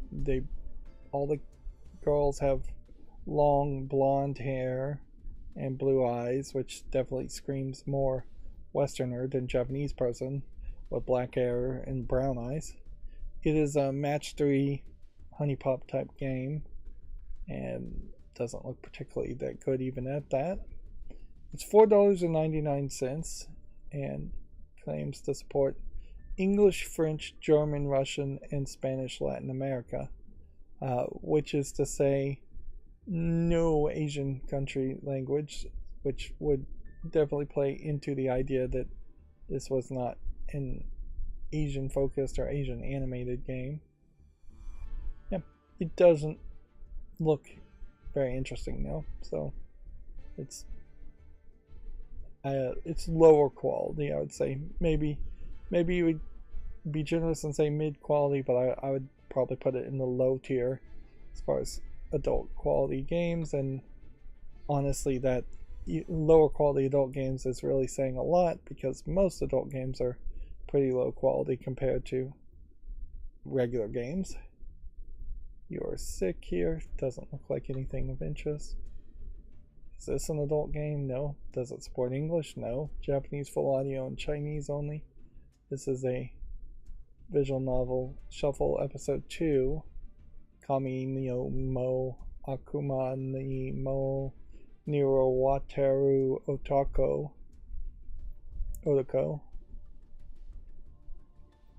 Looking just at the screenshots, I assume this is a otome, young maiden style visual novel, slice of life, friendship type thing, or maybe it is more of a romance type thing, hard to tell.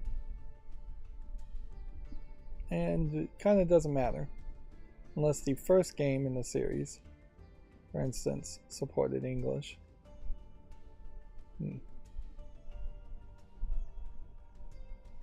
Yeah, I'm not even seeing an episode 1 listed on Steam. I just have this other thing. Notice that this other thing is labeled as a full voice edition, which ideally you would want full voice acting, at least in the native language of Japanese. But for visual novels, it would be really nice if it was full voice acting in English too, so you don't have to do as much reading. Unless you really like the reading, which I guess is probably most visual novel fans, and that eliminates me from ever really being a visual novel fan. I don't even like the reading in games like Prey that I'm playing, or even Skyrim. K-pop and rock band manager. Yeah, I'll give this a chance. It's probably not a good game, but I'll make a YouTube short around it. DC Justice League Cosmic Chaos. Wasn't this the game we just looked at? I don't know why we are consistently getting like duplicates. Seems like my anti-duplicate extension is like not working anymore. Auto Crusher bumper cars. Space Pirate Kings. I think we can say no to that. There will be ink. I'm gonna give this a chance just because visually it looks so different. That's probably unfair advantage, but whatever. Draft in the Woods. Looks like it might be an interesting casual puzzle game. Subject F-011 doesn't look like anything. Dragon Escape doesn't look like anything. Now we're into the 10s, and I wouldn't be surprised if once we hit, we may have hit a point here where we won't see any more adult games. Ideally, I would like to see one higher quality 3D CGI or Western adult game just to keep the balance somewhat even, but honestly, it doesn't really have to be that balanced in my mind to make me assume that these games are coming out and getting released amongst their own momentum and their own desires, and that we aren't really running into major censorship on the part of Steam just denying certain games from being listed. That being said, there obviously is still some censorship going on as far as art styles and characters being too moe, too young looking. Those kinds of games either are just not being made anymore or not being put on Steam, and they may just not be being made anymore. This game here is English and Japanese, and there might be something to it. There probably isn't, but I'll give it a chance. This is a kind of example of what could be a independent Japanese game developer, and I'm eagerly awaiting the point where we start to have a really thriving Japanese game development independent community out there, because Japanese culture definitely is more around you work for a big company and the big company funds the development of your games. You can't just make your own company or make your own games. But that concept is dying away fairly quickly, or potentially dying away. Yeah, this looks like an asset flip zombie game of no real interest.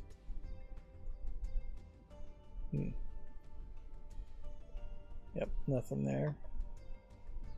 Project Nightlight looks like a VR game and doesn't look interesting enough that I would want to put it on my fall list or make a short on it. Motto Anomalies. Let's see. What kind of game is it? It's an RPG. It's kind of hard to tell. I'll give that a chance. And then that's the last game that came out on Steam. Let's see.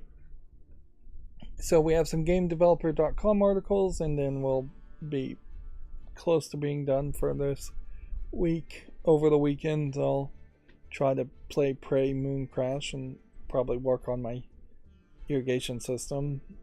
Try and finish that project. And then, yeah.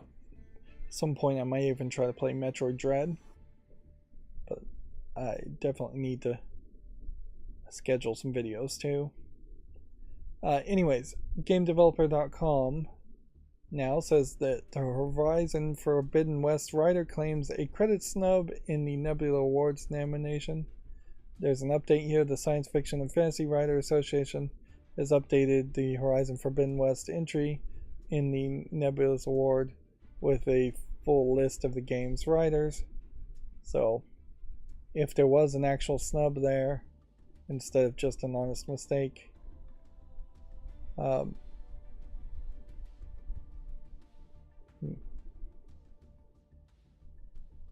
or this could have been a case where Guerrilla Games handed the wrong list or snubbed them intentionally. All the writers are properly credited in the game for Horizon Forbidden West. And so, yeah, you either attribute here intentional animosity and an intentional hatefulness to snub somebody during the Nebula Awards nomination, or you just attribute it to incompetence. And I think it's always better to just attribute it to incompetence. I can't blame the writer, Giles Armstrong, for shouting them out. Maybe they shouldn't have done that so publicly. There is a better way, certainly, to privately contacted somebody and said, hey, you didn't credit all of us in this awards nomination, please correct this. And then if they didn't correct it or they didn't respond, then you go public. It seems very much Twitter has just encouraged people to go public, even if they're a professional and supposed to be professional, and they're creating controversy for no good reason. Almost certainly Giles Armstrong did not get very many extra follows by creating a controversy, that whereas if they had contacted them directly, Guerrilla Games probably would have just said, we apologize for this mistake and we've corrected this. There was no this was simply a mistake on our part and we're sorry. Just a standard apology would be better than being called out and then having to correct it. The rest of this article, though, really just highlights some of the ridiculous crediting requirements that a lot of companies have, where you have to work at a studio for a minimum of 30 days, you have to be there when the game launches, potentially, even if you do everything you possibly could do, you still may not get credited just because some manager feels like it's not necessary to credit you, or doesn't want to credit you because they don't like you for some reason, or they just generally hate people or crediting people in general. It's not even like it's the Hollywood system where being credited means you're more likely to get paid residuals or anything. There are no residuals in video games. Maybe there should be.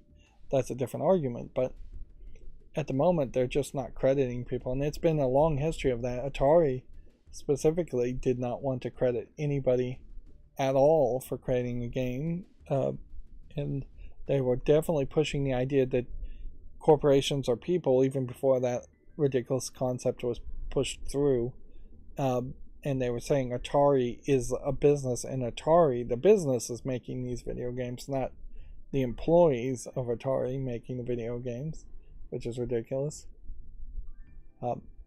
Disney definitely has succeeded a lot in that. When you have Disney's Moana come out, it's not really Disney's Moana. Disney may have funded it, and they may have paid employees, and at a certain level I get Moana by Disney, but Moana, just to pick a random Disney movie, it was written by somebody, the music was composed by somebody, the acting, voice acting was done by somebody. In the case of Moana, the actress for Moana and The Rock definitely should be credited and titled, and they are, I'm sure, but the idea that Disney as a corporation did anything than otherwise pay artists to make something for them is ridiculous. Disney as a corporation is not a person and does not have creativity or the ability to create things, create art. Moving on, Activision, in kind of a surprise release, released 3 previously unlisted Call of Duty games on Steam. With how popular the Call of Duty franchise is, bringing its 3 older games to Steam might give it those titles a breath of fresh lead, is the subtitle. That's them trying to be cutesy in too many words. So, 2019 Call of Duty Modern Warfare reboot, 2020 Call of Duty Black Ops Cold War, and 2021's Call of Duty Vanguard are now on Steam. Before this, the 3 games were previously only playable via Battle.net, the storefront and social service primarily for Blizzard Entertainment games. It seems to me the fact that Activision did this before Microsoft acquired Activision Blizzard highlights that there is already momentum to abandon Battle.net, even if the merger doesn't happen, which is a good thing because Battle.net really does not serve enough of a purpose to exist anymore. Ideally, though, it would be way nicer to see Hearthstone or Blizzard games like StarCraft, Warcraft, Diablo 1, Diablo 2. Seeing those games come to Steam would be way more impactful than just a bunch of Activision Call of Duty games. Let's see. The League of Legends MMO executive president Greg Street has departed Riot Games. Street attributed a mix of personal and professional events to his departure from Riot Games. What's funny is that's probably the most accurate way to describe why you would leave a job ever, is to say, on Twitter, people still using Twitter, he explained that his departure was born from a combination of, quote, personal and professional considerations, ... We experienced some devastating personal loss last year, and I want to be closer to my surviving family. So it seems like mostly he's leaving because someone died, although arguably leaving your job because somebody died is a privilege only rich people have. Most of the time when somebody dies, you often lose income, or are struggling financially more and have to work more, which often causes a situation where somebody dies in your family and then you try to throw yourself into your work, and then your work suffers because you're not emotionally dealing with the loss, and then you lose the job on top of that. Certainly, because jobs hate dealing with people who are emotional, or dealing with people, period. They want robot workers. For me, this announcement doesn't really mean anything, but it might mean something to fans of League of Legends, and I guess I'll just leave it at that. We should probably know exactly what personal loss he's talking about, but maybe they've done a real good job of hiding or keeping their private lives private, and in all fairness, I don't blame anybody for keeping their private life private.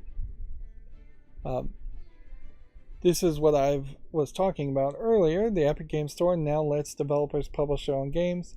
Epic's new self-publishing initiative aims to make the storefront as enticing to developers as possible. They put out a short little overview video and a long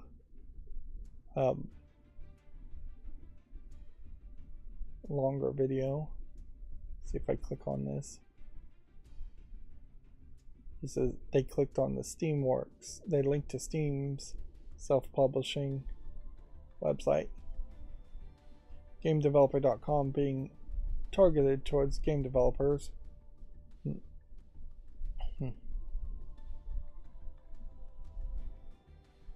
So yeah, Epic's portal here.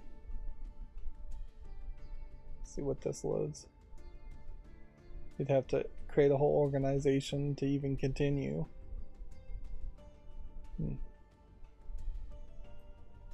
There is a submission fee, and I'm not sure they said what the submission fee was as far as self-publishing on the Epic Games Store, but I would bet it's more than $100.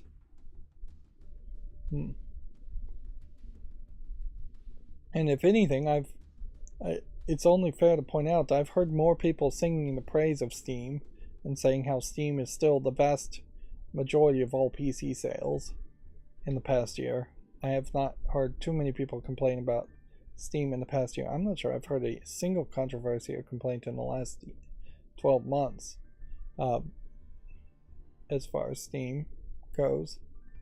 So I doubt very many people will jump ship and try to self-publish on the Epic Games Store, unless the Epic Games Store does just allow for like more adult content than Steam does, or something like that.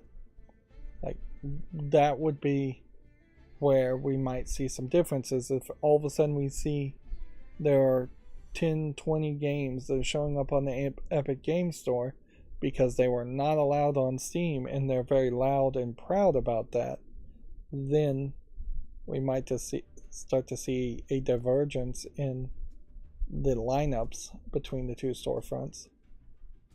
It's probably needs to be a lot like grocery stores, where if you go into a Target, you're not going to get great value Walmart brand food, and if you went into a Walmart, you're not going to get whatever Target's local brand of food might be, although that was probably a poor comparison anyways. So it probably should be a case where Steam has some exclusives just because people want them to be exclusive to Steam, and then the Epic Games Store has different exclusives or different types of game. If the Epic Games Store was more focused on releasing a type of game that would never get on Steam for one reason or another, then there would be a reason to go to the Epic Games Store if you want to play that. Where in the same way that Nutaku, which is an adult video game storefront, has only adult games, and they're not generally good games, I'll say that, but if you want Nutaku games and adult games, you would go to Nutaku, and that would be the specialty storefront you would expect it to be. But ideally, as a Steam user, and most gamers, we just want everything on Steam. And so we constantly should just push as much pressure on Valve to have Steam be as open and accepting to as many video games as possible, and put as much pressure on game publishers and developers to not put their games exclusively on a different storefront like the Epic Games Store. Ideally, I still very much am in the case where I feel like the Epic Games Store is unnecessary and should not succeed. It mostly be ignored anyways. Then the next bit of information here is that Genshin Impact, which I didn't even know was on the Epic Games Store, and Tiny Tina's Wonderland were among Epic's most played games in 2022. I feel like Tiny Tina's Wonderland was given away for free, and Genshin Impact, I think, is free to play to start with anyways. So, yeah. It is a weird situation, certainly, to make the argument that Tiny Tina's Wonderland might have been the best game or most played game in 2022 generally, but I don't do Game of the Year, so I really wouldn't have a full argument against Tiny Tina's Wonderlands being the best game of 2022. It was definitely not a particularly fruitful year as far as new games, and this year doesn't feel like it's going to be much better. We already talked about the report that Suicide Squad has been delayed after a negative reception. Yep. Deadshot here with his helmet on definitely looks a lot better, I would say. And this definitely, as a screenshot, just feels much more like an action pose. A lot more flame and jetpacks and energy powering up dual butcher blades.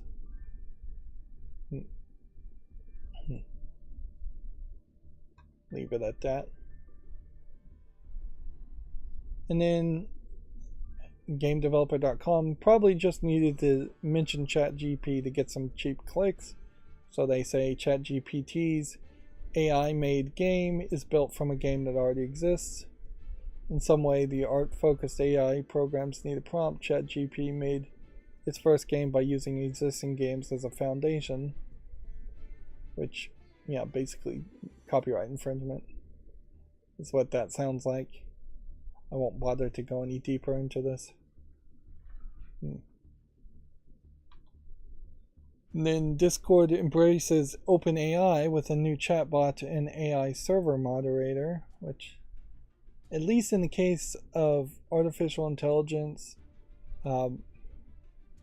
versus just ChatGPT creating something new, an AI server moderator role probably is much closer to not really being artificially intelligent as it is just being a set of pre-programmed actions and interactions, just a program in general, and they're just calling it AI. A chatbot probably closer to artificial intelligence, and I'm not sure if anybody's Discord really needs chatbots in it. I mean, we really probably only weeks away from somebody using OpenGPT to flood their own YouTube page with comments, and try to get more engagement on YouTube and more views, getting real views by putting a bunch of fake comments, spam basically, into your own videos. Yeah, that will definitely suck if we started to see hundreds or thousands of fake comments that look good enough to be real on videos or on posts throughout the internet. But it is also very questionable how do you put the genie back in the bottle. Now would definitely be the time to do it, though, is to just tell people all companies are forbidden from making AI anything for the next decade until we can set some laws down and get some legal precedents down. But yeah, that won't happen. Alright, we got some fall list cleanup here. Crossing Numbers, a math-based puzzle game from 2021. No, I probably need to admit I'm not that big of a fan of math that I would want to do crosswords, which is what it looks like in math equations. And it seems like not that many people are fans of it either, so that can leave the fall list. Is Critterdale. Is it in early access? Nope. So that looks good. So that can go to the wish list from 2021. Crisis Core Final Fantasy VII Reunion is very positive. I don't know if I really would play Final Fantasy games, but if I did, it still follows the rule, certainly, to be on the wish list. Crytales, or Chris Tales, is mixed, which is a shame because this is the game, one of the games I really wanted to say yes to. Yep. Really, I should say no and take it off the fall list at this point, but I'm going to give it another chance. Be incredibly generous. Crimson Waves on the Emerald Sea from December 2021. It's not relevant enough, even though it's very positive. It's also just a visual novel with this marker style of animation, which isn't always terrible. It's kind of bad when you see backgrounds like this, though. It's like somebody wanted to show off their art skills, but they didn't quite have enough art skills to do that. It is the right price, I will say, at free. So I can't complain about that. So, yeah, but at free, the fact that it also hasn't been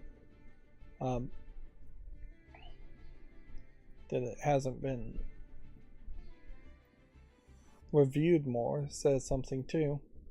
This Crimson Snow 2023 is very positive in the last 30 days and overwhelmingly positive since its release December 7th. This game also notably is being covered by Game Grumps at the moment. So yeah, this one needs to stay on the fall list though because it's early access. As a horror game, it may not really be much of anything, but people seem to be receiving it fairly well for its high visual polish, for the fact that it has an actual character and some actual scenes. Crimson Tea. This is like a crazy murder board type game, it looks like, an investigation type game with low polygon graphics. No, I haven't seen too many low polygon games lately either. Seems like that as a way of releasing a low effort game has stopped happening. Maybe that too is because Valve has really put a much more critical eye on games that look like this and said, no, we don't need more of these low polygon games. Criminal Expert. It's a full motion video game that hasn't come out. Well, it did come out in January, but it doesn't have enough reviews, so I'll give it more time. And then, is this an adult game? Doesn't seem like it, although it does seem like it might have adult content here. Doesn't have a warning for adult content. Alright. Unfortunately, we can see it's mixed. Does kind of feel like it has some level of polish. Some kind of card-based game, though. Yep, I'm gonna say no to it. And then Crime Scene needs more time. Interesting, investigating a crime scene,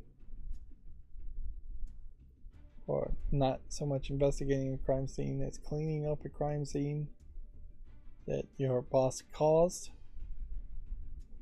Alright, I'll give that more time. Crime Reaper. It's more of a puzzle game. It is over 30 reviews and mostly positive, so we'll put that on the wish list. And then that was all the fall list cleanup we needed to do. Okay, so let's see if we can get back to Yu-Gi-Oh! And see if we have a Duel live. I really don't even need to check if I have a Duel live or not. I just need to start it anyways, because I'm going to end up scrolling down my Twitter feed just to see if there's any new news, and as such it does make sense to have a Duel live going. But once that happens, we will be done for today's stream.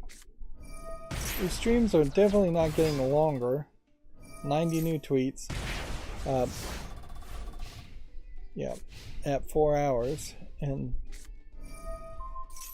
if anything, it doesn't have much to do with anything other than how much I'm talking about something or how interested I am about something. Well, that was a quick Duel live.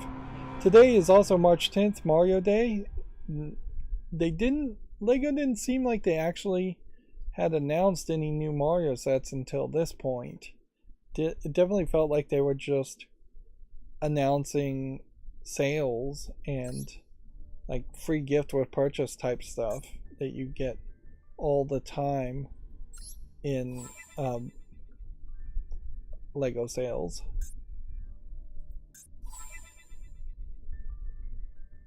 Alright, we'll claim all those.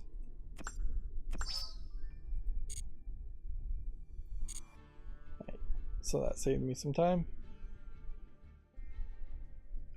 But as far as like video games or Mario games on sale, there were some games on sale earlier in the week that included Mario, and those sales may still be ongoing, but nothing specific.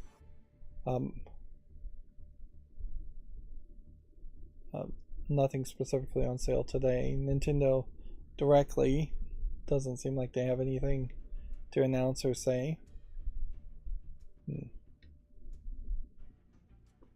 Apparently Koei Tecmo is saying tweet a photo taken in photo mode to potentially win this moon lamp, which is arguably not much of a award there for their Fatal Frame series. But yeah, free lamp is a free lamp.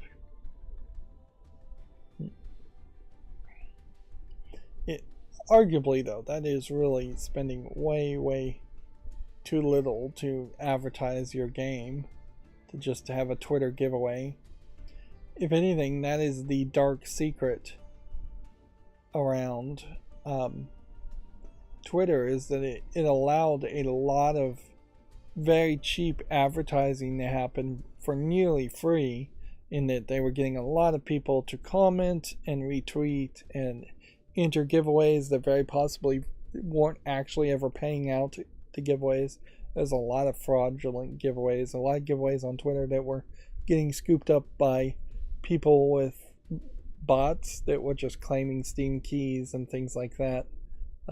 So actual people weren't ever able to win, or one person out of every 10,000 person was winning. So for every one happy person, you were creating 9,999 unhappy people.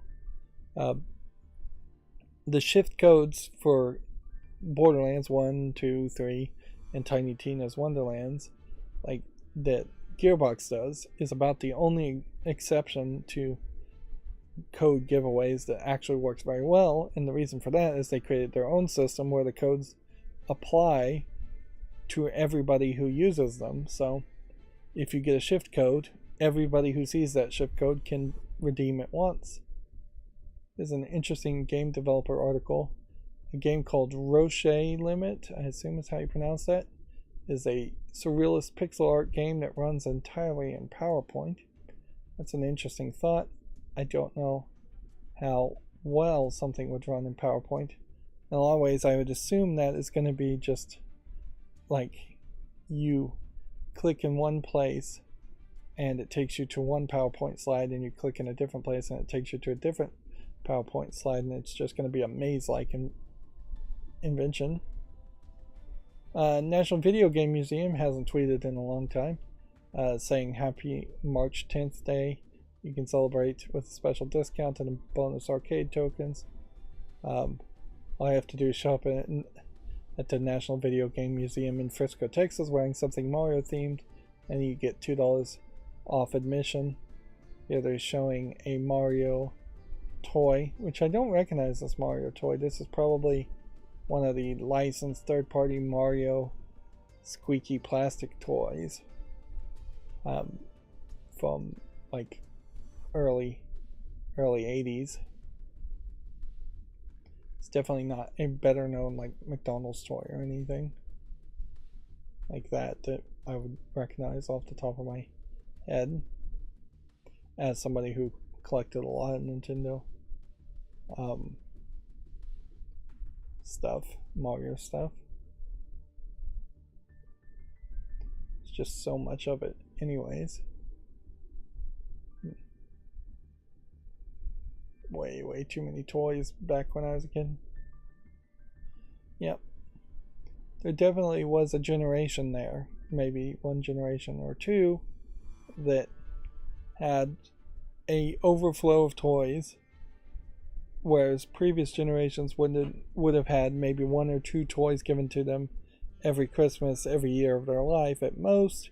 And nowadays kids are all about digital things and video games, and they have a ton of entertainment in general, but they don't particularly care about physical toys, action figures, dolls. Those are things that you give to very young kids, but by the time they're about 12, they mostly don't care about any of that and just want to play Minecraft on the Switch or something like that, which has led to a lot of them wanting to spend V-Bucks and things like that for microtransactions. The PAX East badge needs to be registered, I guess. PAX still advertising itself with the Penny Arcade comic strip, which, yeah, Penny Arcade Expo, which I thought at some point they would try to totally split Penny Arcade comic from PAX, and just PAX would mean PAX.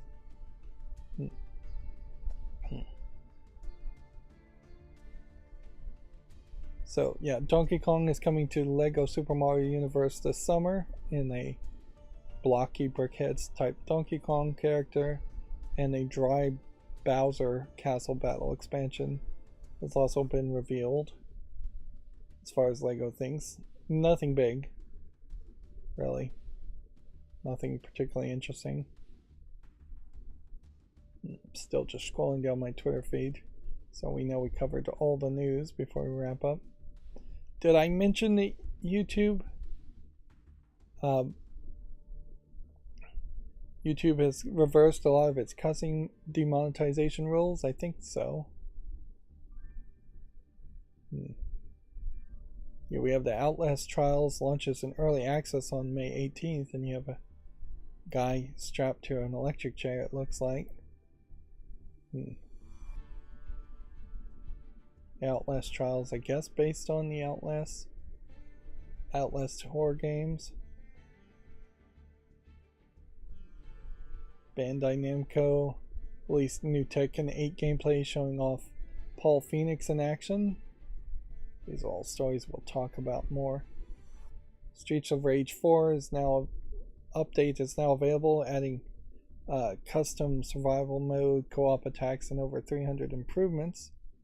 Which, that's nice because Streets of Rage as a series is a game I probably would like to try and play, but I'm not sure the reception was great for Streets of Rage 4 originally. Let's see. 1 million players have pre-registered for Mighty Doom ahead of its March 21st release, according to Bethesda.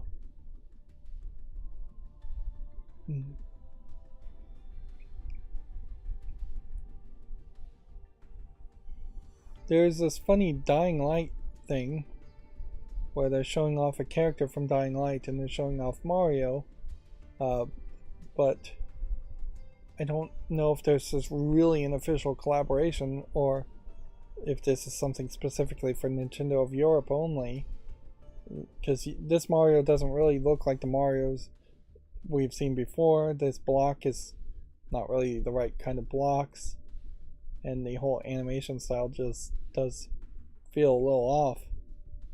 I don't think you would get away with just adding Mario to your promotion.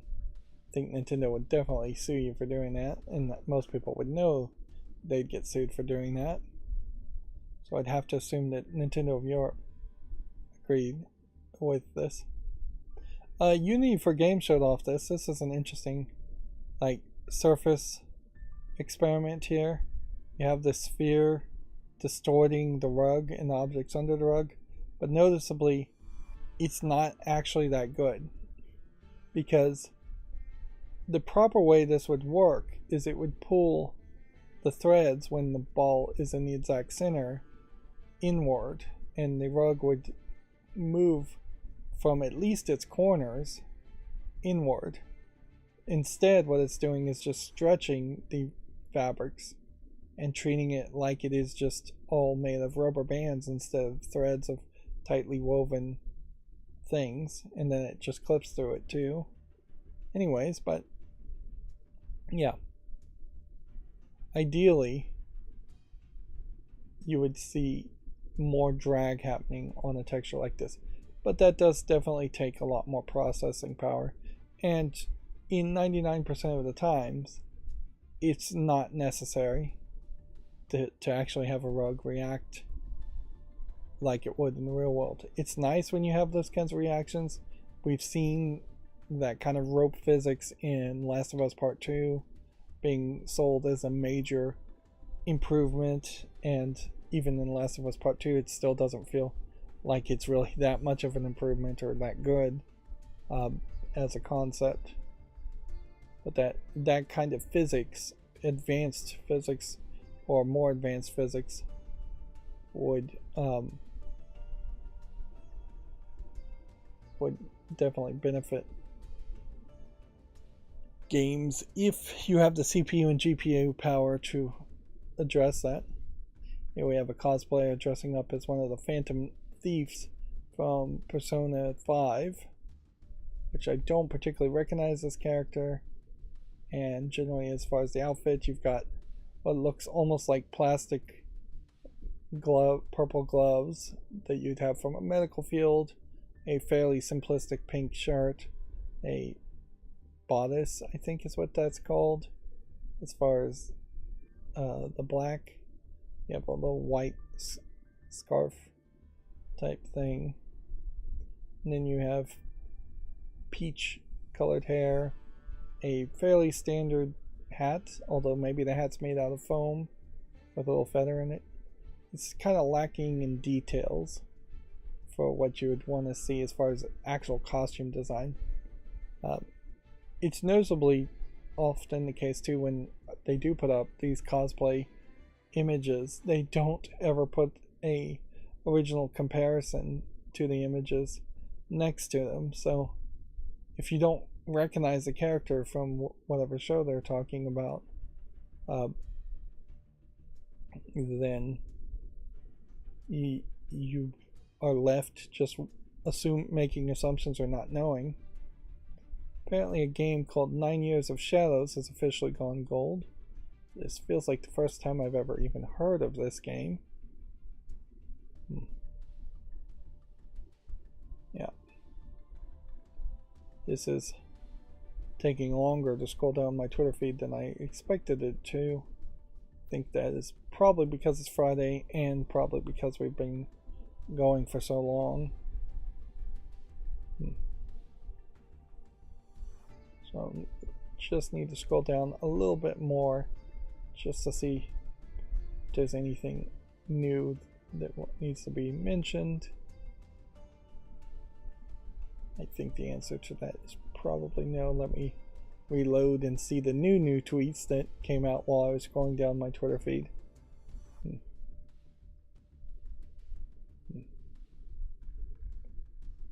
KV broadcast doof adjustment will make its way to Warzone 2 as well. Whatever that means. Season 2 Reloaded will include several global weapons balances, included damage reduction to the KV broadcast and the Dragon's Breath rounds. So I guess if you're playing Warzone, that makes sense.